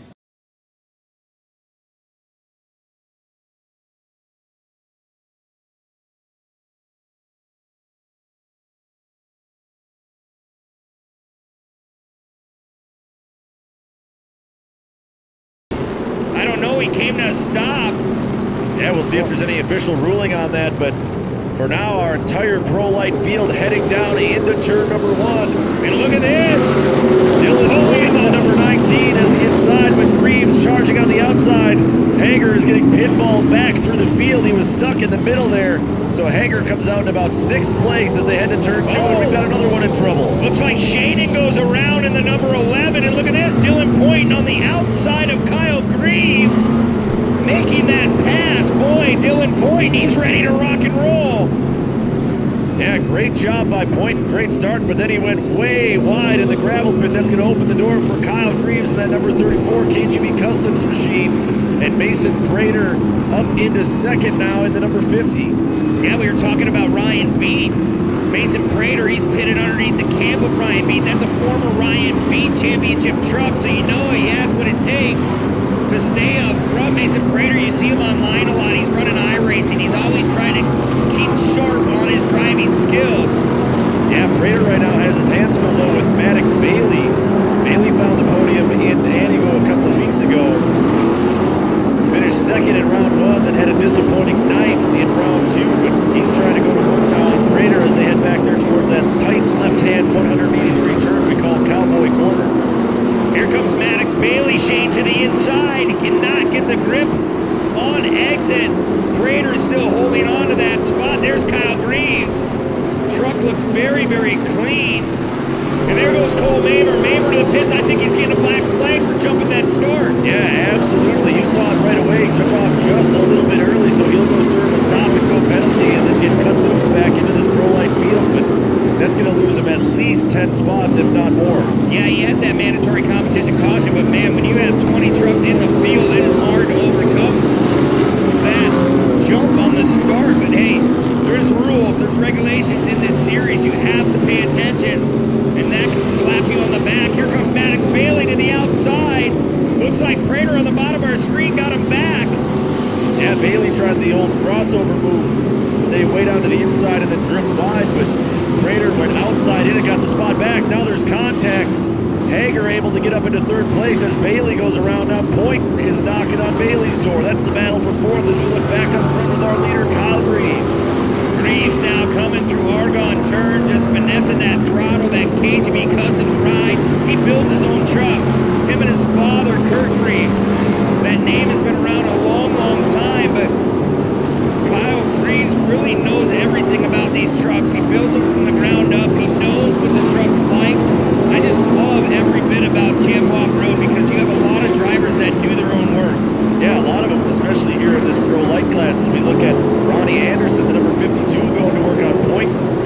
That should be your battle for, I believe, 5th place. You can see the back end of these trucks just swapping back and forth, just so hard to get grip, especially in the back section.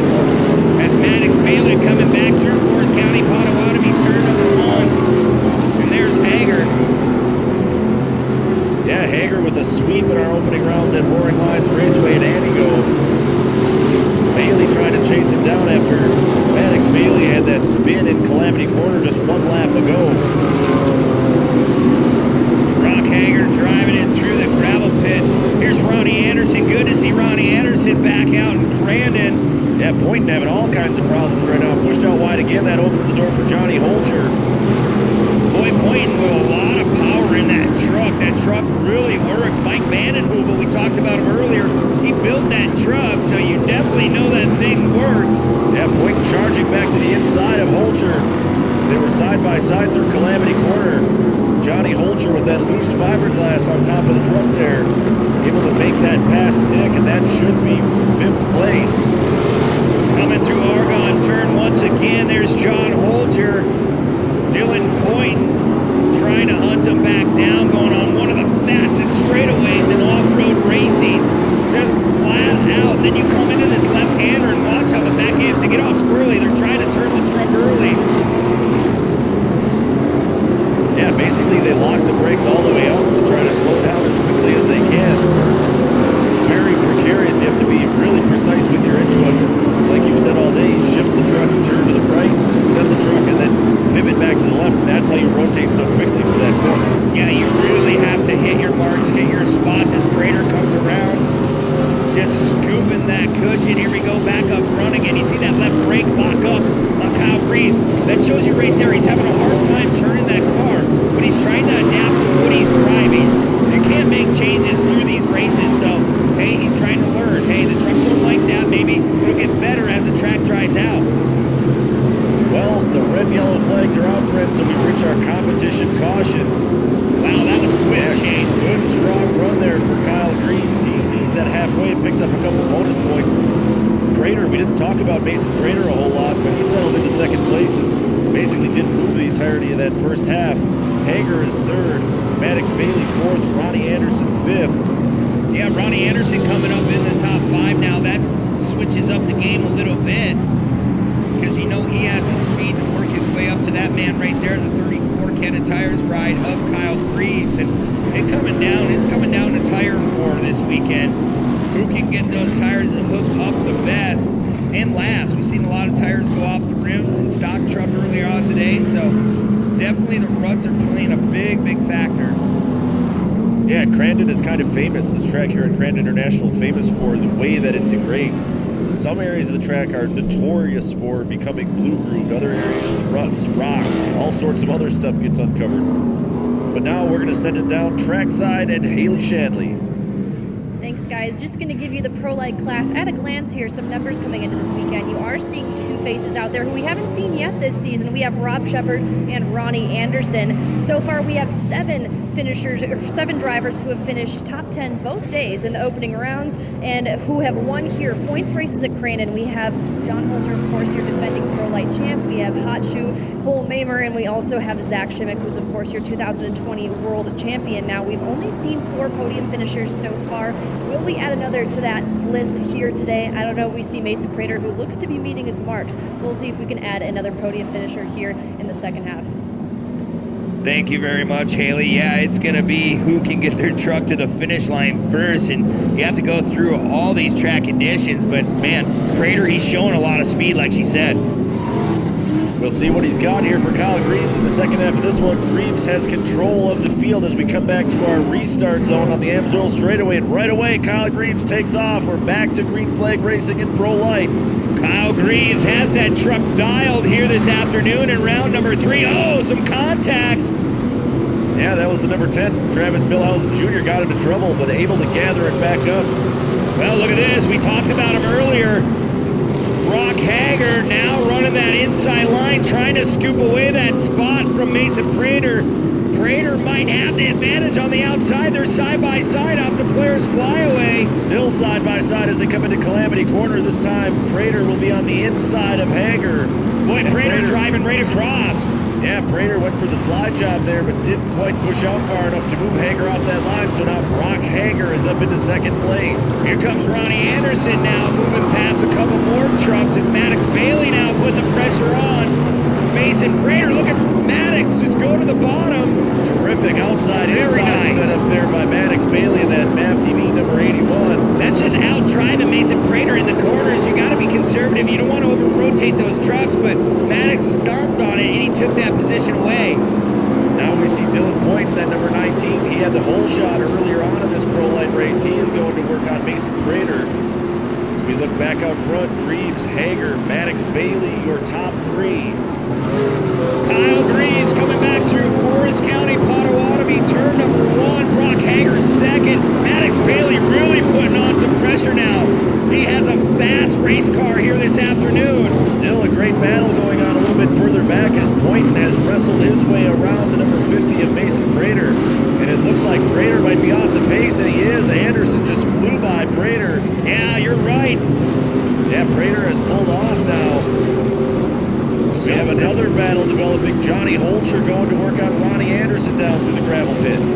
Here comes Ronnie Anderson. Oh, makes a little contact with John Holcher. John still holding on to that spot. There's Dylan Point going through our screen. Here comes Anderson again, trying to muscle his way through. They make contact. And Anderson taking that spot away. Kind of roughed up John Holcher a little bit. Robbins racing to make door contact. Back out front, Brock Hager in that number 12 Maxxis Tires machine trying to chase down the KGB Customs number 34 of Kyle Greaves. I don't know. It looks like Brock Hager got out of the gas a little bit. I don't know if something's going wrong because here comes Maddox Bailey. You see a right rear going down, Shane? Right rear tire looks to be going down on the number 12 of Brock Hager. We'll get a better look as he comes through turn 1 here in a couple moments. Yeah, you're definitely right. Losing pace though with Kyle Greaves, and Bailey is reeling in Hager. He'll be all right on these right-hand turns. The minute they get to the left-hand turn, it's going to cause some major problems. It looks like the full course caution is coming out. flat right rear. It's going down. Still has some air pressure, so whatever's causing it to lose air is not, I mean, it's severe, but it's not, instantly flat. So now with a full course caution, the question becomes, does Brock Hager try to pull in under this caution and quickly change this tire? Well, you're running out of time here, Shane. You're about at the 1 minute mark as we're going to take another look here coming into Calamity Turn. There's Ryan beating that Pro-lite Spec, just over-rotates a little bit, collects Shaden as well, and look at that, heavy damage. Yeah, Travis Milhausen Jr. Oh. The whole left front wheel. Yeah, broke the whole spindle right off of that machine, so definitely a tough break for him. We can't talk enough about Kyle Greaves. He's done a phenomenal job. Like we said earlier, he builds these trucks. He knows what they need. He knows what works, and it helps when your uncles John Greaves and Kurt worked for Johnny for a long time and learned a lot. Yeah, but going back to last year, Brent, the 2020 season, you remember Kyle Greaves got out to that ridiculous start, and he won the first 4 races, or might have been even a larger win streak than that. Then at the end of the season, the schedule had been shuffled around. Our last 4 rounds were all here at Crandon International Raceway. Kyle Greaves broke in all 4 of those races at Crandon, so he's still seeking his first Crandon win in Pro-lite. Yeah, that's a tough break for Greaves, but if anybody can overcome it, it's Kyle Greaves. Just keep their head down, and just that's how luck works in off-road racing. I like to tell a lot of my friends and family that 90% of it's luck. It's hard to say that, but it really is. You have to have luck on your side. Well, everything's coming up aces so far for Kyle Greaves. He got out front pretty early in this one. See, there's not even any dirt really on the front of his truck. No, that truck is still nice and light, and that 34 is going to be ready for this restart. Hager, Bailey running in second and third. Dylan Poynton in fourth. He had a 5th place and a 6th place finish in our opening rounds at Antigo, so Poynton working his way forward as this season winds on. Now that I'm looking at the back of Hager's, I don't see the tire really being a big factor, so I don't know, maybe something else has gone wrong with that truck, but it did look like it was going down. It's hard to tell. We'll have to get a better look here. It's going down very slowly. Yeah, it could have just been the way the tire was rolled over in this corner. Yeah, I don't it know. might be all right, but something made him lose pace there a little bit with Kyle Greaves at one point. Yeah, before he came into Cowboy Turn, he came in and he kind of checked up about 100 yards before, and that's not like Brock Hager. So keep an eye on Hager. Maybe he was just caught sleeping for a second. We know that truck is fast. Maddox Bailey really showing a lot of speed in that first half. We're going to stop our field on the backstretch.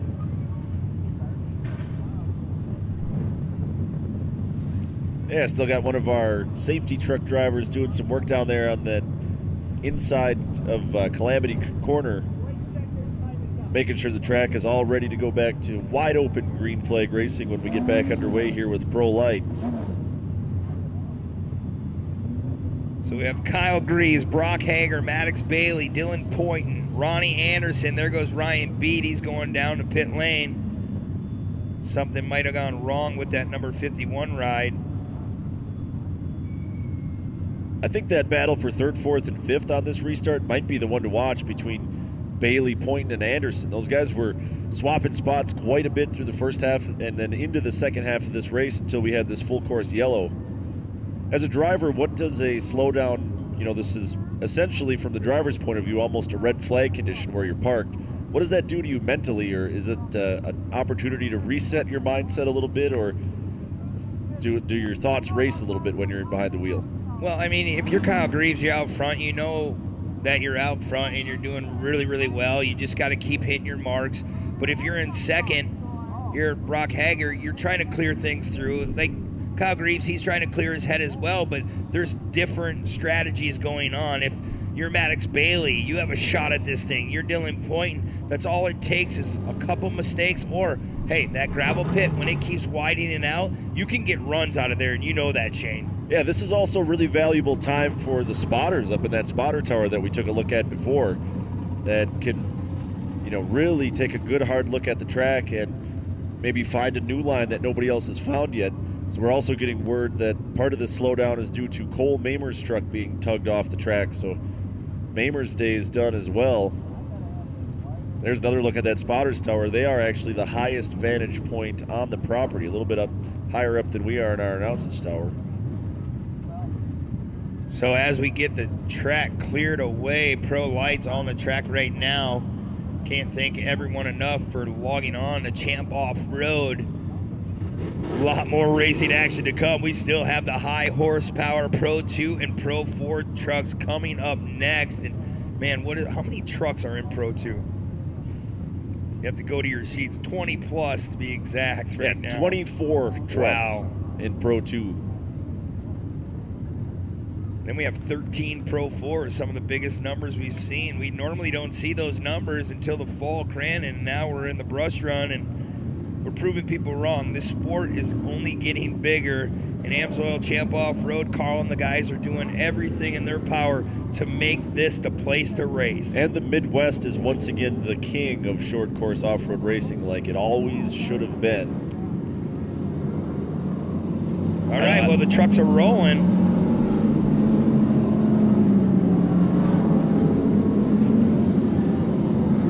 All right, here we go, Shane.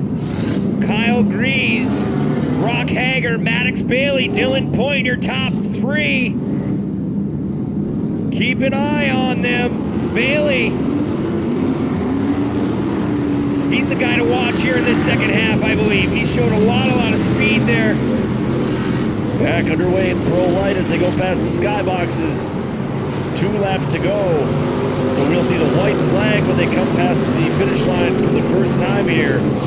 Look at Brock Hager, goes a little bit wide, trying to get a run. Here comes Maddox Bailey. Yeah, They make a little contact. Hager trying to run up there on the cushion on the high side of the gravel pit corner. Again, they come down into Calamity Corner. Hager hard on the brakes, trying to stick his nose down to the bottom of Kyle Greaves. White flag is out, 1 lap to go here in Pro-lite. Yeah, we'll see if Brock Hager can put some corners together, but Kyle Greaves, he's just been flat out flying in that KGB Customs ride. He is locking up that left front, getting the car to rotate. He's doing a phenomenal job, but look at Brock Hager. It looked like he got through there a little bit cleaner. Yeah, whatever made Brock Hager seem to be a little bit slower in the early going, that's gone away now because he is really ratcheting up the intensity right now. And Maddox Bailey is in the mix too, trying to throw the slide job move on Hager through Cowboy Corner. Boy, you hope your throttle cable has a little bit more extension here on this straightaway for Brock Hager. Trying to reel in Kyle Greaves as they head back to Forest County. Potawatomi, turn number 1. Down the AMSOIL front straight, headed for the barn in turn number 2. Greaves, Hager, Bailey. Hager's going to need to try to put a run together here and really make something happen in this gravel pit. Yeah, time's definitely running out. We're on the final lap. Here we go.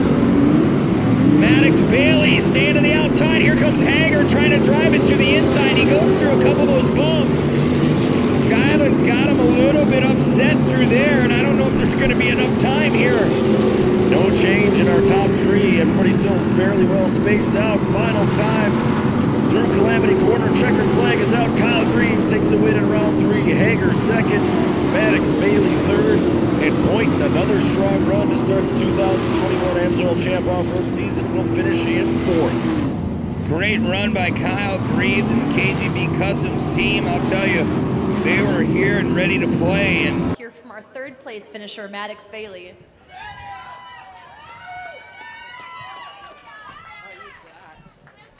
Maddox, a phenomenal start for you and one of the fastest trucks out on track. How did you do it today? You know, I gotta thank my team. Without them, we wouldn't be able to do this. I had a gnarly rollover in practice, and that really set us back with some major issues with the truck. Thanks to COD Racing, Chad Matag, everyone that comes out to help me. I wouldn't be able to do it without you. I'd like to thank my mom, my dad, Stronghold Motorsports, Lucas Oil, MAV TV, VP, Pro-Am, Mackenzie's, K&N, everyone else, thank you. What a comeback story. Congratulations. Maddox Bailey in 3rd. And in 2nd, Brock Hager, 2nd podium of the day. Brock, you really cranked up the intensity there and kept the pressure on Kyle Greaves. Where do you feel like you were finding the speed here this evening? Yeah, no, we had a good truck, but I think we missed it on the groove. And, you know, off the land rush, I couldn't even get out of my own way, and finally, the track started to dry out, and I thought it was gonna be a little bit drier based off of the UTV stuff. So, we'll go back and throw a little bit more at this, but he was on it. I was trying to sneak it in everywhere I could, just try to get up there and give him a run. But overall, I'm happy with it. Considering the tough luck you had the last 4 rounds of 2020, so what are the emotions right now? It's Crandon's been getting the best of me for years, and finally we beat Crandon, and so from here on out, it's moving forward, and hopefully we can come back up and do it again tomorrow. But man, I really got to thank my team: KGB Customs, Kenda Tire, Ultra Wheel, Aaron Precision, my mom, dad, my girlfriend Bailey, Isaac, Mike, C-Pod, Steve, man, everybody. John, he's like my grandpa to me, and he helps us out a ton. And man, everybody that gives me a hand. It's been a nerve-wracking day coming into what I was figuring was a mud fest again, but we pulled through and we were able to get a good start and led from there on. Congratulations on the big win. Let's get loud for Kyle Graves and your Pro-lites.